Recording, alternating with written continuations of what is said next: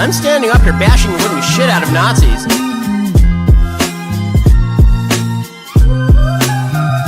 Brian, you're drunk. You're drunk.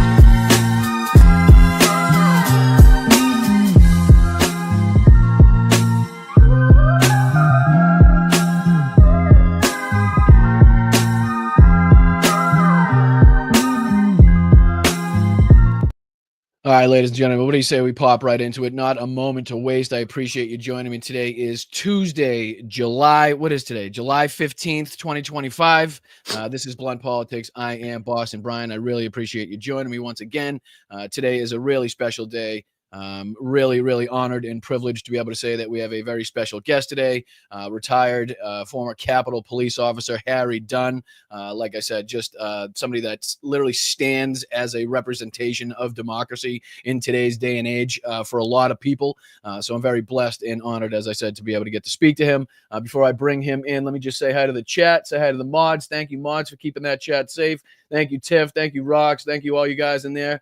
What's up, Nicholas? What's up, Roberta? Hi, Alan. Hey, Susie. Let people filter in here. I appreciate you, Julie. What's going on, Evie's aunt? How are you, Karen? Alvin, like I said, Nicholas, El Rondo. You guys are fantastic. I really do appreciate all your help. There's a lot of ways you guys can help and contribute to the show. One way is there's a button just underneath me. You can become a channel member for $2.99 a month, less than a gallon of gas here in Southern California. You can also become a patron at patreon.com/Boston Brian. There's a Zoom tonight for those that are signed up on the Patreon. You can also send super chats and super stickers, and there's a Venmo, or what there should be is a Venmo up in the corner. Let me see if I can get that for you guys, just in case you have that. That is the easiest and most direct route in order to get contributions to the show. But without any further delay, without further ado, let me bring in the man, the myth, the legend, Mr. Harry Dunn. Yeah, I appreciate you joining me, man. I appreciate you taking the time out of your day. I really do. I know you're a busy guy. I know you got a lot going on, either between your own podcast or speaking engagements or representing democracy somewhere in this fight. So thank you for taking the time out. How have you been? Boston Brian reporting live from Southern California. How does that work, dude? We've tried Irvine, Brian. That doesn't work, dude. No, there's been a few names tossed out there, but you can take the kid out of Boston, but you can't take the Boston out of the kid. So I think Boston Brian it shall be from here on out. So that works, man. Nice to catch up with you, man. I haven't seen you in person since we were in Ukraine together. I mean, and again, what a trip, man. I mean, still getting great trip, dude. Still kind of getting to like for it to sink in, really, like what happened and like what transpired, what we did, what we saw, that type of thing. So, what kind of have you been up to since the trip, man? It's a little bit of this, a little bit of that. Quick correction, man. I didn't retire. Retire would encompass you getting a full pension and everything. I quit 4 years short of getting my full pension. So I quit because it's work to be done. And I felt like I did all that I could do as an officer. So now it's time to, roll up the sleeves and look for your next mission, your next what, not getting stagnant. And took a big leap of faith when I jumped out there, when I quit. And, just doing the work. And if you would have asked me, did I ever think I would end up in a war zone in Ukraine? Like, nah, I didn't think that would happen, but here we are. But no, since I've been back, I've been going around. I have my podcast. I do my Substack, and just do speaking engagements. I do a lot of speaking keynote addresses at Democratic fundraisers and rallies and trying to elect good candidates, targeting purple districts that unfortunately went red, but realizing what's at stake in 2026 and trying to keep people motivated. Actually, when I do my speeches, I start out as a message of resiliency, not necessarily like a hey guys a victory speech and like hey guys we got to be resilient. And actually being in Ukraine, it kind of helped me add to that just resilience because we saw the resiliency of those people over there. I mean, we got air raid sirens going on, and you got kids walking down the street with book bags on. Restaurants are full, and just people giving a big middle finger to Putin, saying we're more resilient than you, and we're going to survive. So. Now, before we get too deep into basically everything that we could be talking about here, I mean, with the stuff going on with Epstein, the stuff going on with Trump's new announcement on this 50-day pause or 50 days he's given Putin now before he's going to enact some sort of 100% tariff policy. We could talk about the bill that went through that is extremely harmful to millions of Americans. There's a lot of things that we could talk about. But before we get into that, for anybody that is maybe new to your content or new to you, can you just give like a short down of who you are and how you became Harry Dunn, the defender? Yeah. Well, no, man, listen, I always believe in service, and that's why I was a cop for almost 16 years before I quit the department. I was there on January 6th at the U.S. Capitol. The insurrection, it wasn't a day of love. It was an attack on our country. It was an attack on our democracy. It was an attack on everyday human beings that just woke up and went to work one day. And I testified in several criminal cases. I testified before the January 6th committee.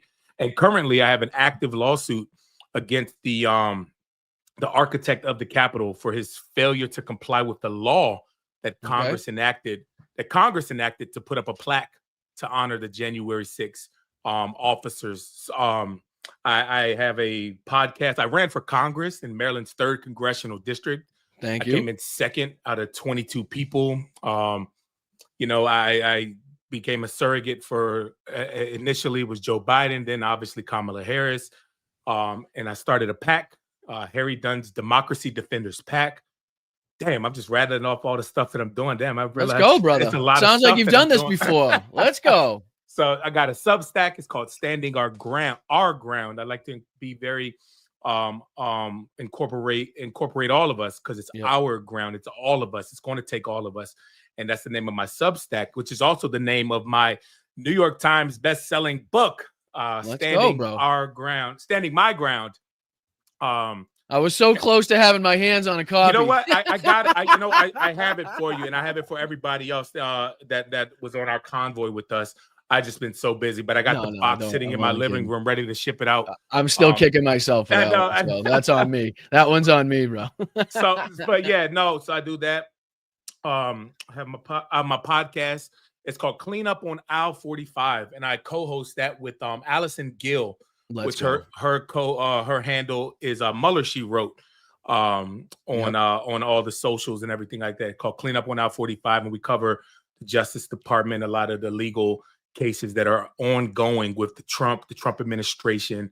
And it's crazy that Democrats use this word now, is the weaponization of the Justice Department, which is clearly what the Trump administration is doing. So it's funny how they entered these terms into the political zeitgeist only to then take over that like rhetoric, not only to take over those policies and do it themselves, but it's almost like they normalized it to a point to make it so when they got into office, or if they got into office, they could do the same things, and it would just be kind of like a, they said this against me, I said this against them, so nobody knows what to believe type of situation, which the media has been really good at, their whole both sides isms that, the problem that they have going on in the mainstream media and have for a long time. But I do have to ask you, what did you feel? What was it like when you heard that, the people that attacked the Capitol were going to be pardoned? Well, look, going to be. Go ahead. So, sorry. One of the things that I said about that, man, if you were surprised that Donald Trump pardoned those people on January 20th, his inauguration, if you were surprised, then you weren't paying attention. Facts. Donald Trump said it from the jump. He said that he was going to do it. He called it a day of love. He told those people he loved them. It was a campaign promise. So you weren't paying attention if you were surprised when he did it. He told us what he was going to do. So I had a little bit of time to prepare for it.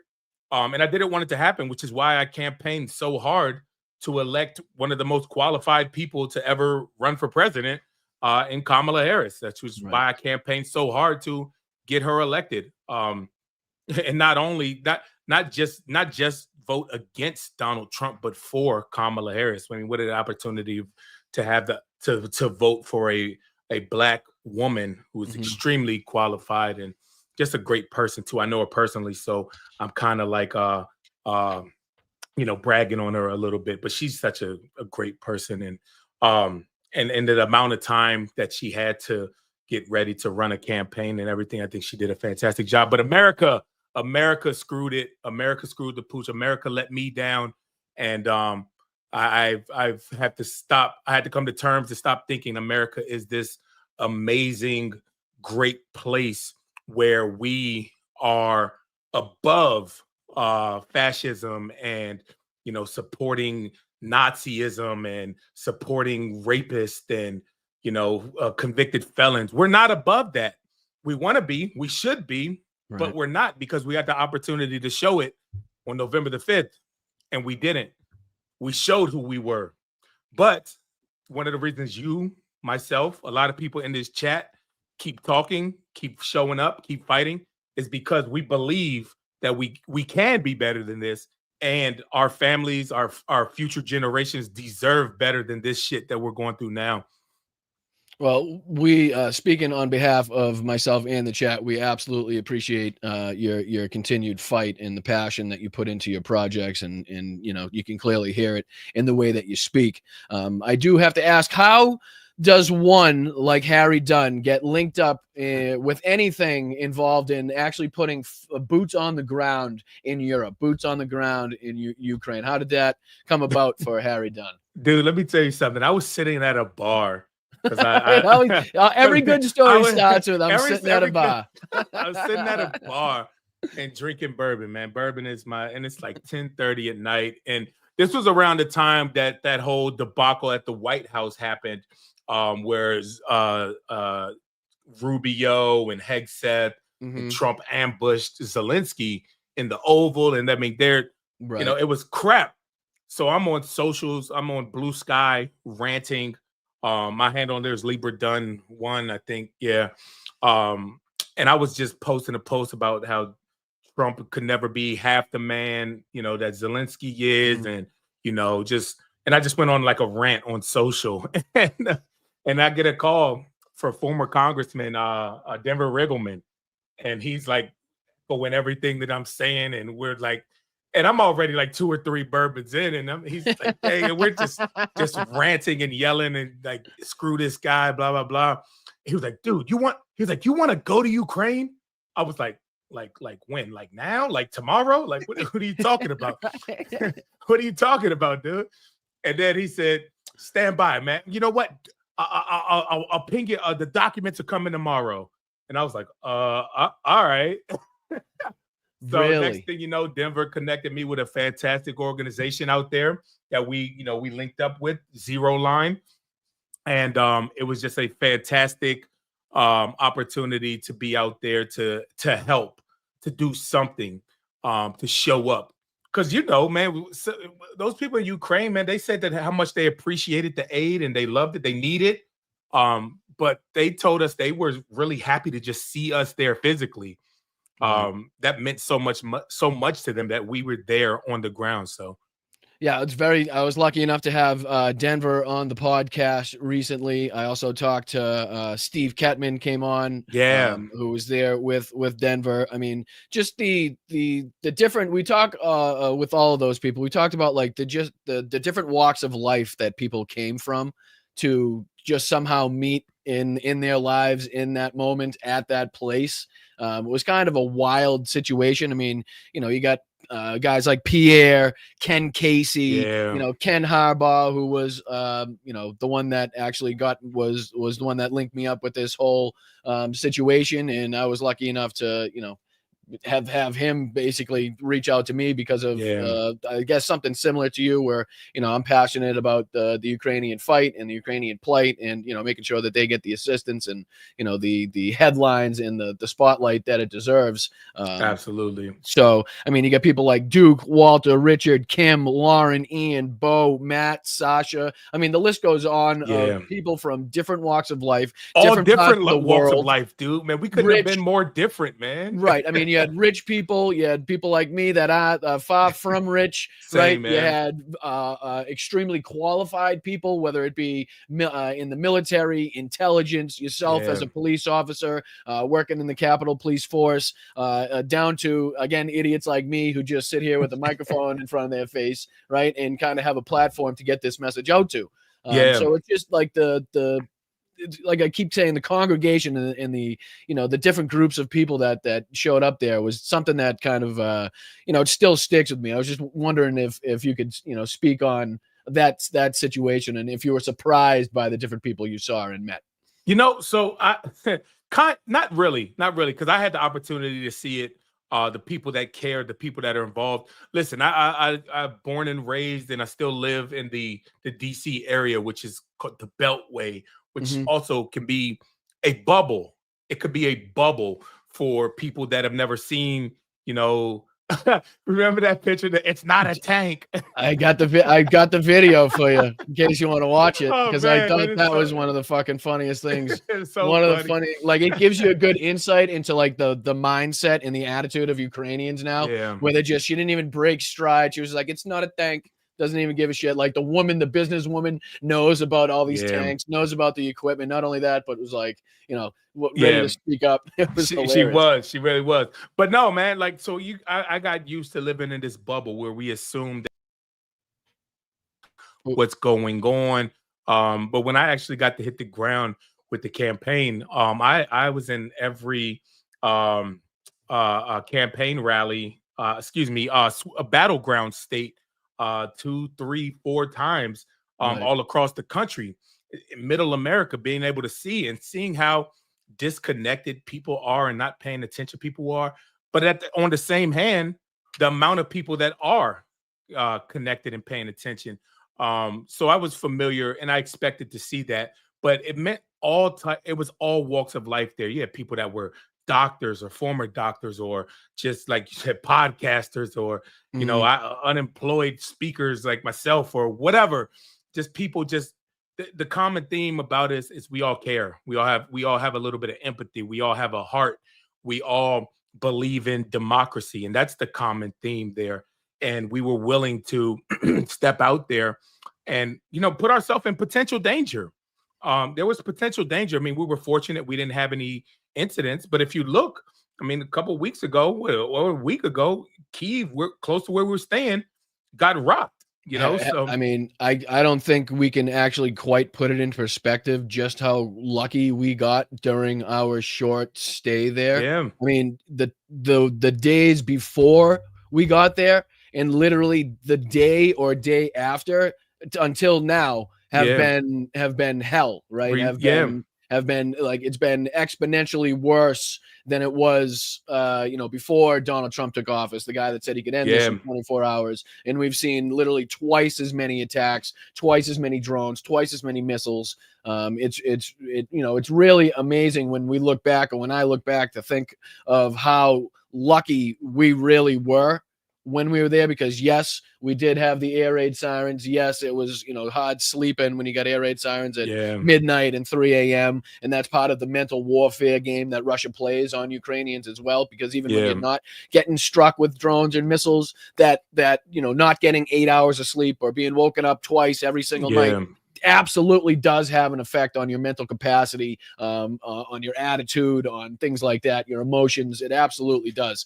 So, I mean, another thing is, right after we left, we saw Ukraine carry out one of the most extensive strikes inside of Russia using very similar technology, not as far as like the transport trucks, but the drone technology itself to what we saw in the drone demonstrations, the military demonstrations that we saw going to the factories. So, can you speak a little bit on what it was like, not only seeing it in the real world, seeing it, face to face, seeing it demonstrated, but then actually seeing it get used in action to take out billions of dollars of Russian aircraft all over Russia. Yeah, like somebody just put it in Operation Spiderweb. That's what it was. Yep. And that was literally less than a week when we got back. Less than a week. It was a couple days after when we left.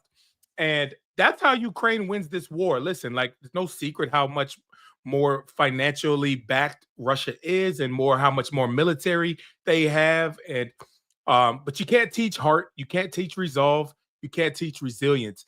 And the thing that Russia, or excuse me, how Ukraine wins this war, and how the people that we were on the ground talking to, is they spend $1 million to destroy $100 million of Russian stuff. You have to be smart, you have to be tactical. And that's why they're not letting emotions take over. They're being smart. And that's why a lot of people think that they're going to win this war. But they can't do it without, support from America, which, it appears that, the occupant of the White House now is, going that way to help them. But, it's going to take, they can't do it by themselves, and they need some help. But that's how they win this war. Like, they spend $5 million to destroy $1 billion worth of Russian equipment. That's how they win. And we were on the ground there, and we got the opportunity to see some of those factories, some of those warehouses where they were making those. Like, we drive about 15, 18 vehicles or so that we gave to them, and they were outfitted, and they said they're ready to roll out on the front lines in a couple of days after we drop them off to them. So it was mind-blowing to see, but it was also extremely proud to be a part of it, man. Right. And you mentioned just there about Trump's supposed or apparent new change in stance, change in rhetoric, let's say, against Vladimir Putin. At least going as far as to say what he's saying is bullshit, and at least going as far as to recognize that, stuff said with a smile right to your face isn't always the truth, is not always what these people plan on doing. The death and destruction has only, like I said, doubled, has only increased since Donald Trump has taken office. Yep. I just wanted to play this little short clip here in case people weren't aware of the new 50-day pause until Trump apparently puts 100% tariff on Russia. I'm not quite sure what we still import from Russia at this point. I'm sure it cannot be much from a country as heavily sanctioned as that. I can only assume it's not very much. So I don't know how effective that would be. But I just want to play this short clip just to get people up on what his new stance is. And one of the reasons that you're here today is to hear that we are very unhappy, I am, with Russia. But we'll discuss that maybe a different day. But we're very, very unhappy with them, and we're going to be doing very severe tariffs if we don't have a deal in 50 days. Tariffs at about 100%. You'd call them secondary tariffs. You know what that means. But today we're going to talk about something else. And as you know, we've spent $350 billion approximately on this. No, we haven't. This war with Russia and Ukraine. And would like to see it end. It wasn't my war, it was Biden's war. It's not my war. I'm trying to get you out of it. And we want to see it end. And I'm disappointed in President Putin because I thought we would have had a deal 2 months ago, but it doesn't seem to get there. So based on that, we're going to be doing secondary tariffs if we don't have a deal in 50 days. It's very simple. And I just want to let everybody know and remind everybody that, yes, this is 50 days on top of the 2 weeks he gave them 5 or 6 weeks ago. Yeah. So if you want to do that math in your head to see if that makes any sense on this one. But again, I said on the show the other day, I will take a win as a win. If Donald Trump wants to continue sending and again, I pointed out, and I was very apprehensive at the fact that he kept saying defensive weapons, like he kept specifying defensive weapons, like he wasn't going to allow them, weapons to attack bases inside of Russia. He didn't specify that at all, but he did go on to say defensive weapons a lot of times. But I will take a win as a win. If he's going to change his stance, go ahead. No, I was going to say, I didn't mean to cut you off, but you got to notice what he didn't say in there. He wasn't saying Russia's wrong for them attacking. This was all about him just being mad at Putin, how Putin played him. Right. It's not about defending the innocent people in Ukraine. It's not about preserving their democracy. I mean, because he was all for letting Putin take, a little bit of Ukraine. Hey, just let him have a little bit of it. But no, this wasn't what this is about. This is about Putin embarrassing him.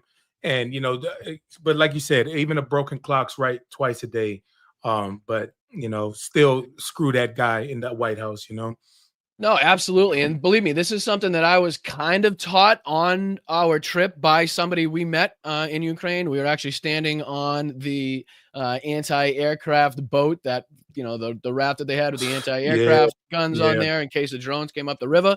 And the gentleman that we were talking to was kind of saying similar things. Like, you got to take the victories where you can. If you care about the Ukrainian people, as you say you do, and I believe you do, the victories, you have to take these small victories, or else you're going to either drive yourself crazy or you're going to have nothing left in the tank, right? Like, you're going to run yourself out of fuel so much by thinking that this guy's always against you. He's never going to do anything right. Like you said, even a broken clock's right twice a day. And if we can somehow play upon his,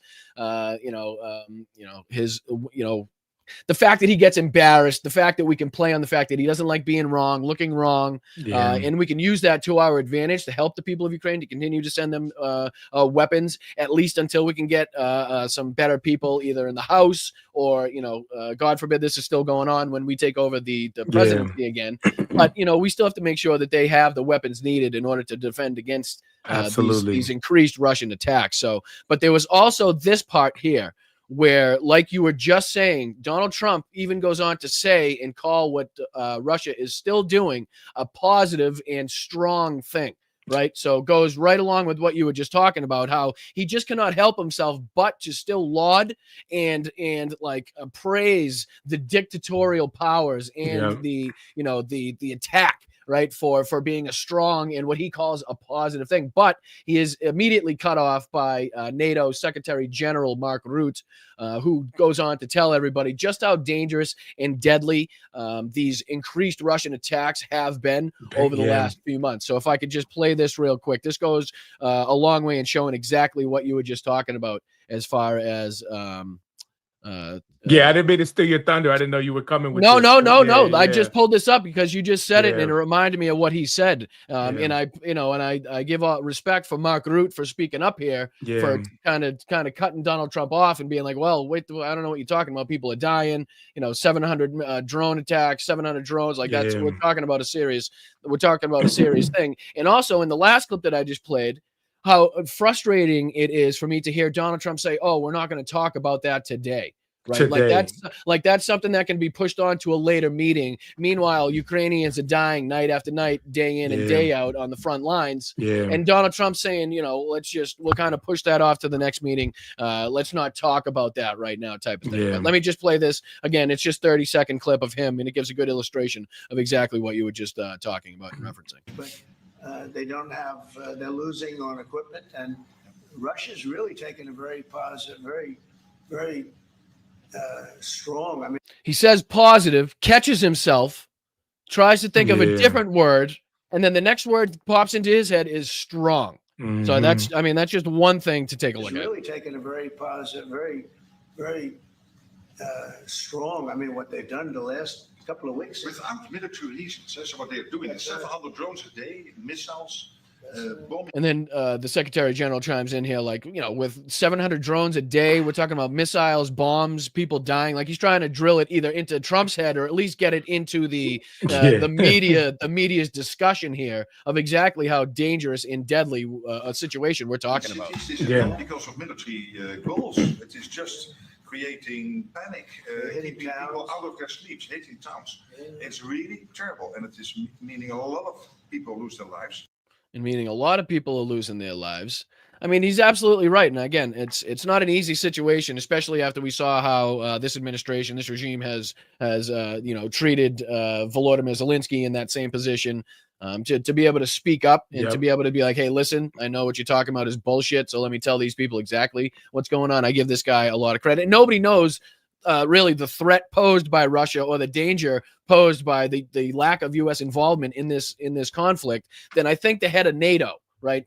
Somebody from Europe, somebody from the region that can testify as to what they would face if we let Russia take over Ukraine and let them keep going, right? Yeah, 100%, man. And but the thing is, there are Republicans that will that stand with Ukraine here. So I mean, but they for don't have what a lot. reason? But for what reason? Because a lot of people will bring up Lindsey Graham. That's what I was going to ask, though. Like, why though? But Right. there are people who believe there are Republicans who just think Russia's bad. They know Russia's bad.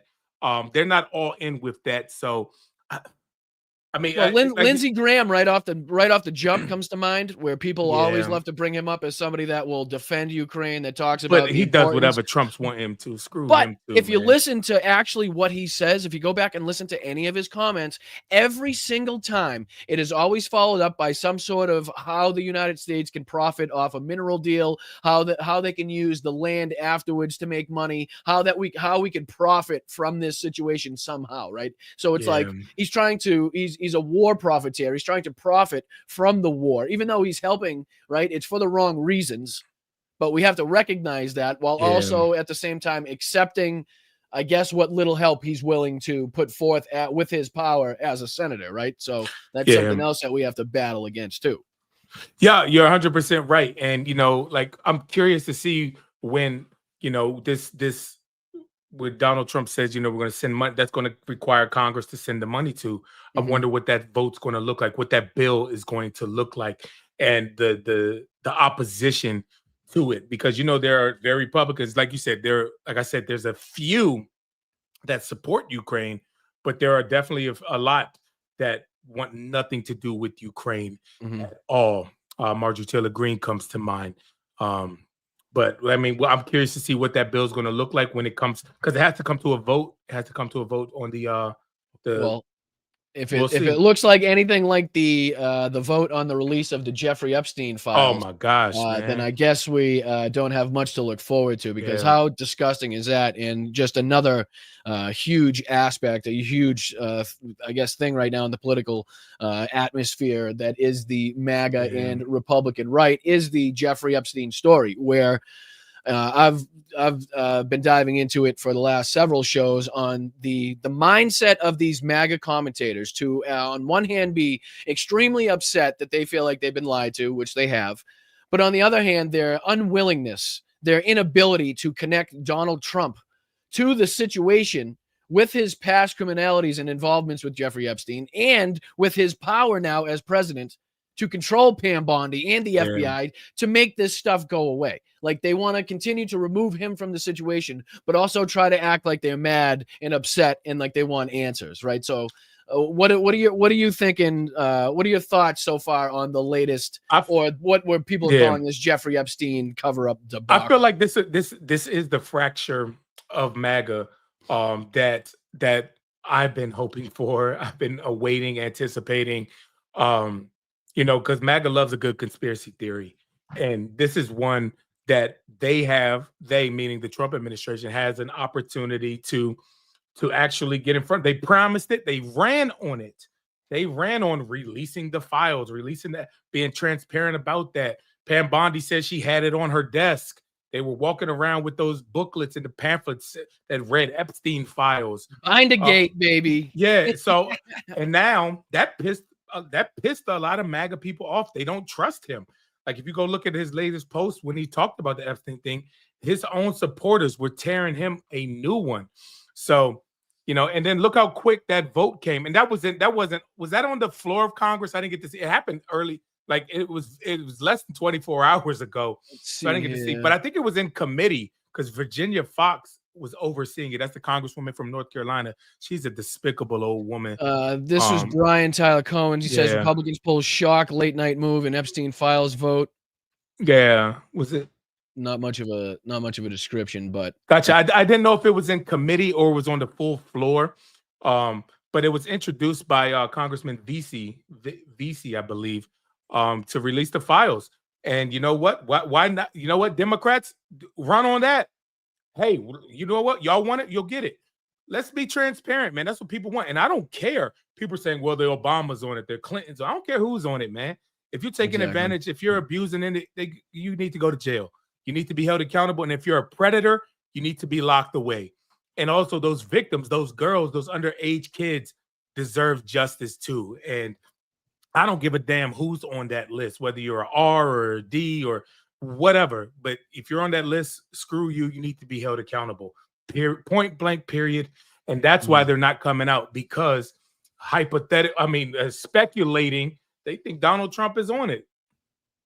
Yeah, I mean, I've been standing 10 toes down in the same pool, mentioning the same things. I don't give a shit what letters after your name. I don't care if you're rich, poor. I don't care what company you own. I don't care what you've done in your past. I don't care if I've idolized you at one point or another.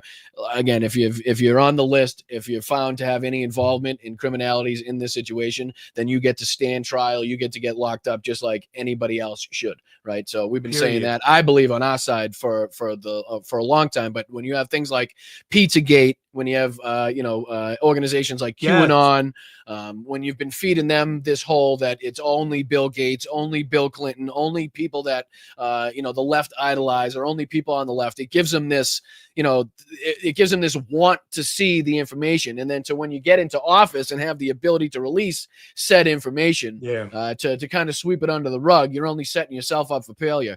But I'm kind of two minds on this, because I would love to say, and I do see in some regards, that it is the crack, like the cracks are forming, and we need to do our best to stick our fingers in those cracks and make sure they continue to grow. But the inability of these MAGA commentators and the majority of people on the right, I would say, there was a heavy-handed number of people that commented on Donald Trump's post that we covered on the show that were going back at him. But I believe there is a lack of people that are even connecting Donald Trump to this, and they're only going after Pam Bondi. They're only going after Kash Patel and Dan Bongino. And their ability to separate Donald Trump from this means that they're not ready to split from this whole MAGA movement just yet. Right? I'm glad that you said that, and they never will. They never will. Listen, the people that are upset at Trump are the Elon people. The people like Trump doesn't win this election without Elon Musk. And I'm just talking about I'm not talking about I'm just talking about him bringing those type of people, Elon supporters. Like let's be clear, Elon, that party that he's starting, it's going to be it's going to play spoiler. Like I mean, they won't. I don't ever believe they'll win. And but they will take a lot of votes. They will take a lot of votes. Like Donald Trump does not win, because those people are never going to vote for Democrats, but they're not going to support Donald Trump. MAGA people are never going to support Democrats. They're not going to. But the people that came out and voted this year, were the people that usually don't vote. They voted because of Elon. They voted because they watched Joe Rogan. They voted because they watched all these the tech bros and all this stuff. That's why they came out and went. And that's how Donald Trump won this election. Look how close. I mean, the election was close. And the amount of people that stayed home were probably the people that weren't going to vote for Donald Trump, that maybe would have been voting for Democrats if, they felt that Kamala Harris did a better job, or we could just acknowledge they weren't going to vote for a woman anyway. So now, has Donald Trump lost control of this situation? Was it a huge misstep? Was it a huge miscalculation? As I see it to be, the fact that he even told, or the fact that, we suspect that he told Pam Bondi to execute this sweeping under the rug of the Epstein files. It seems like it's blown up in his face big time. It did. But listen, the people that are not leaving his side are his base. They never will. We can't confuse his base with Donald Trump voters. People voted for Donald Trump that I wouldn't call that his base. Correct. So the people that are pissed off about this, if you take those votes away, he doesn't win this election. He doesn't win this, the one that just passed. He doesn't win that election without those people that are pissed off right now. So absolutely, it was a big misstep. And like I said, that's what this message needs to be going forward. These Democrats need to be focusing on heavy. In 2026, people are asking, how do you stop Donald Trump? How do you stop the Trump agenda? You control one chamber of Congress, whether it's the Senate or the House. And numbers wise, the House is the easiest one to control because you're 5-6 seats short of having a speaker, Hakeem Jeffries there. The Senate map is a little bit more, complicated because, only a third of, the senators are up this year. And they have a tougher majority to overcome if you look at the states that are the senators that are up for re-election. But you control one chamber, and you can do that in 2026. And then his administration comes to a screeching halt. And that's what people need to be fired up and motivated about. And that's what I'm trying to get out there and convey as we're talking out there. I mean, hell, look what we got coming up in September. Eric Swalwell was on, I think, with MSNBC this week, or last week or 2 weeks ago, and he was saying the Democrats are not helpless right now. And at the end of October 1 starts the new fiscal year, and you have to pass a budget. You have to pass a budget. And this isn't the big, beautiful, but this isn't that. This is just to keep the government open, to keep it operating, which Chuck Schumer screwed the pooch on earlier this year. If y'all will remember, he had the opportunity to buck Donald Trump, and he did not. And look, people were pissed. I don't see how Chuck Schumer makes that same mistake again. In order to pass anything, they need 60 votes in the Senate to pass this. And that means Democrats have to be on board. So now it's time for the Democrats to dig in and demand they get something out of this. And it's not just all everything that Trump wants. I think there are definitely some voters on the fringes, as I say, that can definitely be won if the Democrats continue to pound this Jeffrey Epstein story, and keep it in the headlines. And if we continue to enact things, we want these files to be released. I think a lot of people on, like you said, not Donald Trump's base, so to speak, but people that did vote for Donald Trump are definitely able to be swayed. Like, I definitely think there are people on the fringes, which is why I do this. If I didn't think that there was the ability to change the minds in, the voting patterns of the American public, I don't think I would sit in front of a camera with a microphone and sit here and give my opinions in order to do just that. I do think, and like you just said, we also have to recognize we're never going to get that core base of Donald Trump, right? We're not trying to go after that, but we can cause a little disruption in there where if they, have a little infighting amongst themselves, it can also go to benefit our side as well. It's just another thing that I think is a big talking point, a big sticking point. I think it's very ironic that even with like this shitty, decrepit, moldy bill that was passed and the damage that that's going to cause, the 34 felonies, January 6th, with everything Donald Trump's done, that it could possibly be the Epstein files once and for all that are his undoing as far as political viability, at least, right? And I do think, and I started to say this on last show, I do think we're coming into some sort of a golden age here on the left. I think we have a lot of young stars coming up. I think we have the momentum on our side. I think a lot of people are pissed off, frustrated, and angry with the Republicans and the policies of Donald Trump and ICE, the Border Patrol, what's going on with that whole situation. And I think we need to ride that momentum, the momentum of Zoran Mandani, the momentum of AOC and Bernie, the momentum of these hands-off protests and the No Kings protest. And we'd ride that into midterms. And I think we could do some serious damage in at least hindering Donald Trump in his last. But Brian, I'm glad that you said that, man, because listen, let's be 100% clear. Man, I always say that. I always sound like a politician. Let's be clear about this. Let's be 100% clear. You do the hand motions. Let's be clear. Let's be clear. Democrats need to win because they're better than Republicans. They're better than this MAGA base, not because MAGA's bad and MAGA's effing up. Be like, oh, I guess it's time to give it to the Democrats. Let's look across the country and not just in, blue states or whatever. Look across the country and look at the things that have gone to ballot initiatives, raising the minimum wage, legalizing marijuana, protecting women's rights. Across red states, those ideas, those Democrat-led ideas, Democrat champion ideas are passing with extreme numbers on ballot initiatives. So let's not Democrats are not like Republicans. You can't say that one side is one.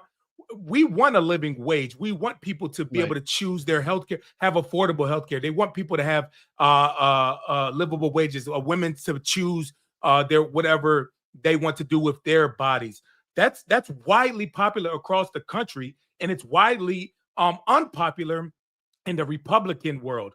So they need to start hammering that home, man. It's these look at they're passing in Kansas.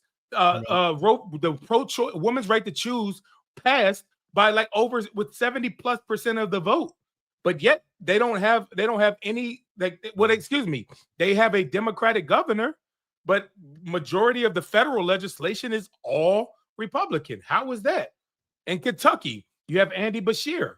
Ruby Red Kentucky is led by a Democratic governor. How does that make sense? Right. So we need to start paying attention to those and get that messaging across, because they get it right on the state level sometimes, but let's make it all the time.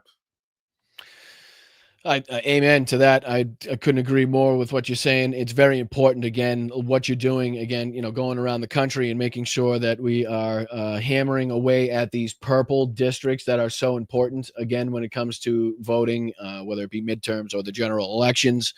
So again, thank you to you and from everybody in the chat for doing that. It's hugely important. But going back to Ukraine just for a second, we're coming up on, I got you for about 15 more minutes, and I do appreciate your time. And if you're just joining us, thank you so much. We're here with Harry Dunn, former Capitol police officer, the man, the myth, the legend, like I said, the living representation of democracy in bodily form. But make sure you hit the like button. Please subscribe to the channel. We're on our way to 15,000 subscribers. That would be a huge goal and achievement for the show. And again, check out my new Midas Touch video, dropped on Midas Touch last night. So make sure you check that out. Hopefully I'll be dropping a lot more of those as well. But I just want to go back to Ukraine just for a second. Now, I said on my show that in any normal administration, in any normal political times, the fact that the Secretary of Defense went behind the back of the President of the United States without the knowledge or approval of the President of the United States, the Commander-in-Chief, to delay a weapon shipment to a country that is at war, an ally at war with an enemy, a shipment that was already slated to be sent by the Biden administration. What does that say? I said that would be the biggest scandal of any administration. Like, that would be the top thing. This would be a fireable thing automatically in any administration. What does this say? What did you think about that whole situation? And what does that say to how this administration is run? Because I still think that not only is Donald Trump not running things, but people aren't telling him what's going on. Because I still think that Stephen Miller is running this whole ICE immigration operation as far as Tom Homan is concerned. And I still think that Pete Hegseth and the Pentagon are doing as they see fit as it pertains to weapon shipments to Ukraine or nuclear strikes on nuclear sites in Iran. So what say you? What do you think? Well, Tom Homan is a despicable man. I'm glad. What a despicable person and human being he is. But I think you're 100% right. Donald Trump is not running the show. He doesn't know what's going on. I mean, he's an old man. I mean, he is an old man that just wants to get. Did you see the video? Sorry, getting up real quick. You see the video of him with Chelsea? Was it Chelsea won the FIFA Cup and he was on stage lifting the cup, the soccer cup up? No, I heard he was booed pretty bad. My gosh, it just looks so uncomfortable. I'm sure the chat's going to start talking about it, but just talk about. He has no clue what's going on. And if Stephen Miller says, hey, Mr. President, this person needs to go, then I'm sure Donald Trump is going to say that. But he's depending on Stephen Miller to run the show. And it's definitely not Donald Trump doing it. So, yeah, they're talking about, they said. Well, I only say that because Donald Trump came out. FIFA Club World Cup. Yeah, that's what it was. As far as the immigration policy and immigration is concerned, I only say it because Donald Trump came out and said, okay, we're going to put a stop to going after people on the farms and hurting our businesses. You know, he must have got phone calls from CEOs. And then what happened? And then the very next fucking week, we see this huge raid at a cannabis farm here in California with other raids around the country on farms all over the place. So it's like he doesn't have control. He can say one thing. Same like just the clip that you just showed. Yeah. Like how the guy had to interject and say he just doesn't know what's going on. He doesn't know. And it's only going to get worse. Like dementia and senile, it doesn't get better. It's getting worse. It gets worse. And we're not even a year into Jesus. We're not even a year into Lord help. But Lord have mercy, man. Like he's not running the show. It's Stephen Miller, that little sociopath, right? Whatever, Yep. man. He's just a despicable person. Yeah, him and Tom Homan fit right in together with those are individuals that are going to need pardons at the end of this administration. I tell you that. And that's one thing I've been thinking about too. Who does Donald Trump pardon at the end of this term? Like, Joe Biden, I'm one. Joe Biden gave me a preemptive pardon. I'm one of the people that I got a pardon from Joe Biden. Who does Donald Trump preemptively pardon at the end of this administration? Because you just think about all the criminal shit that he's doing, bro. You got to think Ghislaine Maxwell's on that list, right? I'm just talking about everybody, whether it's Kristi Noem, it's Marco Rubio, it's Pete Hegseth. I'm sure these people are committing a lot. Pam Bondi, like all these people. That's one question I've been wondering. What does that look like at the end of this administration? Who gets a pardon? So is this what you're talking about? Yes. What is he doing there? Let me see if I can. What is he doing there? I'll play it without the sound. I think it might be copyrighted music. 1 second. Okay. Received a hostile reception from some in the crowd at FIFA Club World Cup on Sunday. Like why is he there? Because FIFA is a corrupt organization in and of itself, right? So corrupt finds corruption. Corruption finds corruption. But he looks so out of place. What is happening? Jesus Christ Almighty. What is happening there? No, but I mean, it just goes to show, like I said, I've been covering Donald Trump for almost 10 years now, and the incompetence, the cognitive impairments. He's like the fucking kid that didn't do the school project or didn't do the book report, but is now up in front of the class and the teacher is forcing them to put some sort of fucking show on, right? And they're just kind of like, like when you get that sense that people are just stumbling their way through an interview or stumbling their way through a press conference. They don't know what they're saying, but they keep repeating themselves. They love saying like really big descriptors like, oh, it's the best you've ever seen. Like we've never seen before. It's amazing. It's, that type of stuff. It's like, he's the guy that didn't do the fucking school project. He's the guy that can't read and is afraid to tell people he can't read. So he doesn't know the information. He doesn't have the knowledge to get through in a conversation. So he has to fumble and flub his way and rely on his his power and the fact that people don't question him and the fact that he's literally lined that friggin' press room with people that are only there because they're willing not to push back on certain questions and certain answers, right? So he's really set himself up in that regard where he's really trying to limit the ways in which he's pushed back against so in ways that people think he's wrong type of thing. But I don't know. Where do you think, where do you have a feeling that we're going? Where do you think this, not only the Epstein, but the Ukraine situation, do you have high hopes? Do you have good feelings? You think we'll be in a better place in 3 years? So my hope is that Democrats are starting to see how fighting is received by the American people. They want somebody like I'll go back. I keep going back to Chuck Schumer. They want people to stand up. That AOC and Bernie rallies at the beginning of this administration were off the charts. I mean, hell, where I was going, even when I'm going, I went down to I was in North Dakota, and I mean, I think their gala may have had 50, 60, 70 people at it the year before. It was like 200 people at it this year. I went down to Florida. I was in the villages. I went to the villages and did a town hall there. 200, 300 people there just showing up. People are paying attention because they want to see people that are fighting. Look what happened. Look what happened in New York. Like you just mentioned New York. People are paying attention. And now Democrats better start, this is what the people want. All right. All right. You know what? Let's do it. Let's get on board. People want to see Senator Chris Van Hollen traveling down to South America to demand the release of Abrego Garcia. They want to see that type of fight. They want to see just showing up. Cory Booker's monumental speech. Just show. You gotta fight. You can't just this is politics as usual, and we're gonna, no, damn that. So you got to go where the momentum is, and the momentum is the American people want people to fight for what's right. The decency shit is out the window, man. The hell with that. Let's go back to talking. We can have discussions and debates once we safeguard and bubble wrap that democracy is going to exist. Once we do that, then we can have conversations about what dollars to spend. But until then, screw y'all, man. Well, to go just with the point that you're talking about, to ride the momentum, this is why I'm so frustrated to see the the stubbornness and the unwillingness of the Democrat establishment to back a candidate like Zoran Mandani, right? To accept his popularity, to accept the momentum he brings, to accept the freshness and aggression, the new rhetoric that he brings to the table, right? And their refusal, Hakeem Jeffries' refusal to just say it's a good thing, his refusal to the money that we saw put into Cuomo.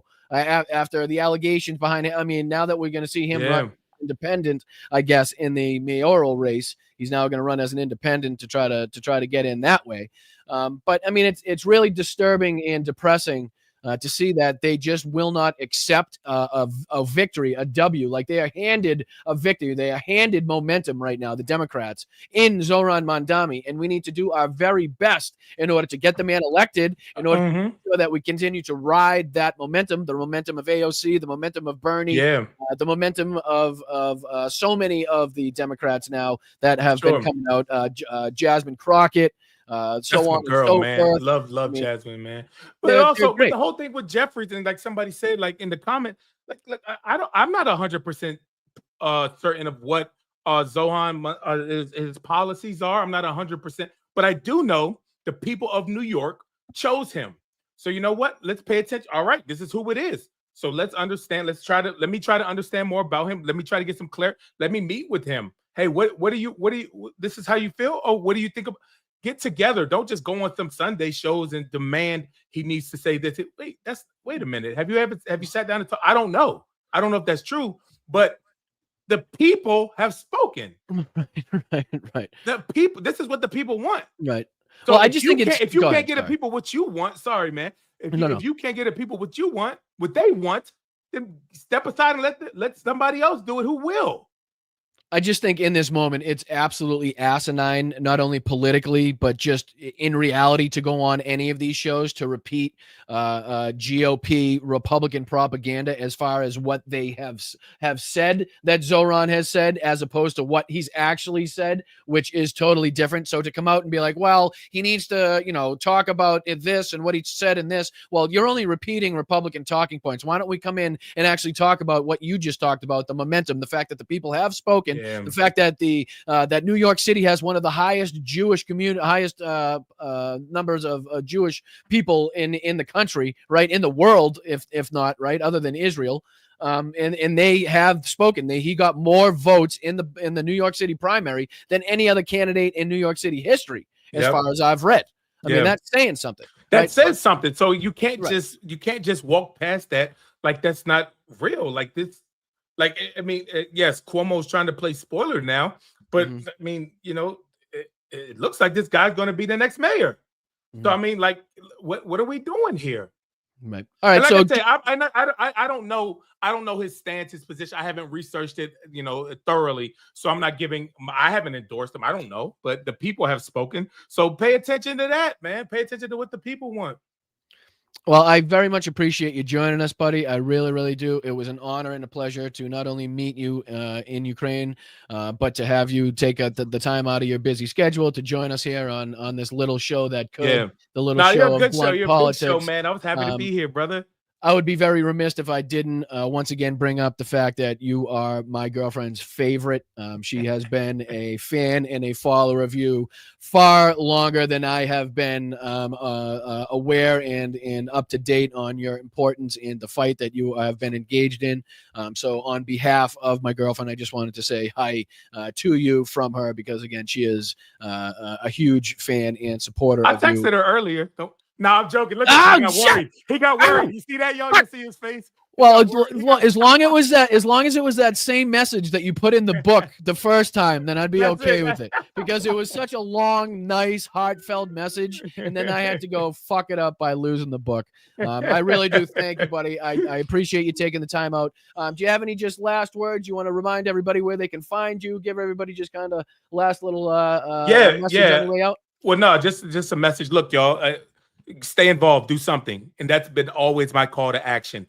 Don't just be a keyboard warrior and just get out there and do something. The world's on fire right now, and we need a lot of somebody's doing some things. So whether your issue is veterans issues, education, LGBTQ plus, SNAP food benefits, homelessness, there's something for everybody to do. Get involved in something and do something. Yeah, thank you for everybody donating again. But you got to do something. Doing nothing is not an option. You got to do something. Make 5 phone calls for 5 minutes. Register 5 friends to vote. Call 5 elected officials. Do something. But if everybody does a little bit of something, listen, I'm not one to gaslight people and tell y'all it's going to be okay. We'll get through this. I don't know. And everybody always gaslights you, says, we're going to be fine. We're going to get through this. I don't know. We've never seen anything like this. But I do know if we do something, it gives us a chance. And if we don't show up, we have no chance at all. So keep showing up. Y'all can find me on, like I said, my Substack, Standing Our Ground, or on Blue Sky, Libra Dunn 1. My book is available everywhere, I guess. It's called Standing My Ground. Or you can find me at the bar. I'm about to pour one up now. So got a little bit of bourbon left, so I appreciate you, dude. Like I said, we've been throwing your links in the chat this whole time to make sure that people know where to go. You have an open invitation anytime you would like. If you got something to promote, if you have a message you want to get out there, if you just want to, get on and talk some shit, feel free to reach out. We can do this anytime you have time. Again, I can't thank you enough. Very honored to have you on the show. Thank you for it's been my pleasure, brother. Thank you for fighting as hard as you do. Thank you for the volunteer work that you do. Thank you for the speeches. Thank you for the time that you put into defending democracy, not only for me, but from everybody in the chat. I really do appreciate it, and I hope you enjoy the rest of your day. I really do. You got a great chat there. The chat is fired up there. They are hilarious, man. They're fantastic. They are really great, yo. So thanks, y'all. Y'all be good, and see you soon, Brian. All right, my man. Thank you so much. Later. Appreciate it. Later. All right, my man. Harry Dunn, former Capitol police officer. Just like I said, a living representation of what it means to fight for democracy. Him and I met in Ukraine on a humanitarian aid mission to deliver everything from ambulances, fire engines, pickup trucks, medical equipment, everything down from backpacks to bug spray. And it was an honor to be able to experience that with, like I said, such fine people, such as Harry and Ken Casey, Ken Harbaugh, Pierre, Steve Ketman, Denver Riggleman, like I said, Kim, Lauren, Ian, Bo, Matt, Sasha, Duke, Walter, Richard, all you guys. I really do appreciate it. If you're watching, it really means a lot that not only that you're willing to come on and talk about your experiences and give us your opinion. So thank you guys for watching. I really do appreciate you guys tuning in, showing support, showing love to Harry. You guys have been fantastic in the chat. Thank you to everybody that's donated. Thank you, Peter. I just saw the most recent with the $50. That's huge, buddy. I really do appreciate it. Hopefully this means that we're kind of stepping up our game, moving up in the game. If we can continue to have on these high profile individuals, these fantastic representations of what it means to be an American, of what it means to be a good citizen, of what it means to be a friend and an ally, then I think we're on the right path. We're on the path to success. So thank you to the chat for joining us. Thank you to the mods again for dropping all the links in there. For Harry's stuff. That was really nice of you. I appreciate it. But let's get into the rest of the show. Thank you so much. This is Blunt Politics. I'm Boston Brian. Make sure you guys are hitting that like button on the way in. Make sure you guys subscribe to the channel. Like I said, we're on our way to 15K. That would be a really big goal for not only myself, but the channel and the Bryantologist here. Let's see here. Mike says, my surgery is August 11th. Let's do lunch, Brian. All right, buddy. Let's see if we can do something. That would be nice. Let's see if we can Let's see if we can make that happen. Like I said, you're in our thoughts and our minds right now. We're sending you good vibes, good thoughts. All right, my man. So let's see if we can figure that out. I appreciate you. I appreciate your contributions and always being here. Thank you so much. But just a few things that I wanted to get into here in the second half of the show. Like I said, please make sure you hit the like button. Please make sure you subscribe to the channel. There's a Venmo up in the corner. That is the most direct way to get the contributions to the channel that you are trying to get to the channel. There is nothing taken off by YouTube. Doesn't take forever to get there. It's an instant direct payment. So I appreciate you, Nancy. Thank you so much for your kind Venmo. I really appreciate that. And everybody else that sends a Venmo, I will be sure to thank and send praise to at the end of the show. Just like everybody that sends a super sticker, super chat, anybody that gifts anything, hits a membership milestone, anything like that. At the end of the show, we go through them all. We thank everybody. So yeah, appreciate it. Let's get into the second half. Let's get Brian to 100K. No, I don't think that's a possibility. I don't think that's a possibility. But I am very happy. I got to say, just numerically speaking, statistically speaking, the amount of views and engagement that I've been getting on not only the lives, but the videos and the shorts that I've been posting. You guys are fantastic. Check those out. As you know, if you compare my number of subscribers to other channels that have much higher numbers of subscribers, and you compare the engagement, I'm quite happy with where we are and where things are going. So, and that's due to you guys and your continued loyalship and viewership. So, thank you very much. I appreciate it. But I do think we are on the right track. So, thank you very much. But what do you guys want to get into first? There's a bunch of stuff. Marjorie Taylor Greene here talks about the blowback from the Epstein debacle that we've been covering here on the show. We can get into that. We can get into, like I was pulling up earlier, the Brian Tyler Cohen video talking about how Republicans refused and actually voted against the release of the Epstein files in committee. I want to talk about here how Donald Trump, again, brings up his new made-up policy of putting a 50-day pause on getting a deal with Russia. And I guess if that doesn't work, he's then going to implement a 100% tariff on Russia. We're also going to talk about the Ukrainians' reaction to Trump's policy, the policy that we just discussed. So this is a CBS News article, CBS News video talking about that. We'll also be discussing the Turning Points USA convention, in which not only did Tucker Carlson, but people like Megyn Kelly and others express their displeasure and their frustrations with this administration as it pertains to the release of the Jeffrey Epstein files. What else do we got? We got Trump here in the Oval Office. I want to play a few more clips from this interaction here, because it not only was it incredibly embarrassing, incredibly, chaotic, and just one of the most ignorant and incompetent situations that I've seen Donald Trump in a long time. But again, I want to give and commend Mark Root here for speaking up and putting Donald Trump in his place. So a few more clips of that to get to as well if we have enough time. But what do you say we take a look at how mad Marjorie Taylor Greene is about these Jeffrey Epstein files, ladies and gentlemen? What do you say we take a look at that? Will that be all right? What do you say we get into this? Again, this is the name of the video is Marjorie Taylor Greene warns of, quote, big blowback in MAGA over handling of Epstein case. So make sure you guys hit the like button, share the stream. I appreciate it. Let's dive into this one. How big of a blowback is there right now in MAGA world specifically?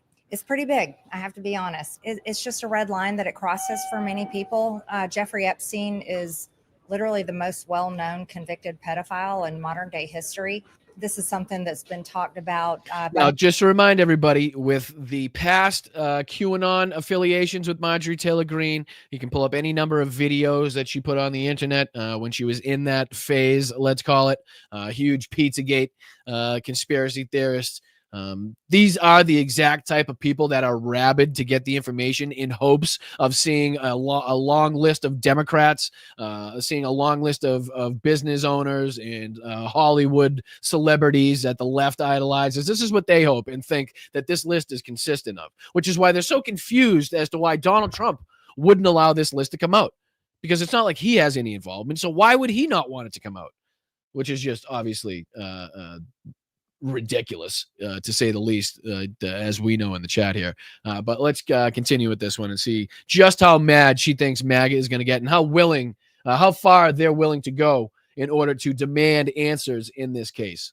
Many people serving in the administration, myself and many others on the right and the left, of there needing to be transparency of the rich and powerful elites that were in his circle while he was just one of the worst serial abusers of young women.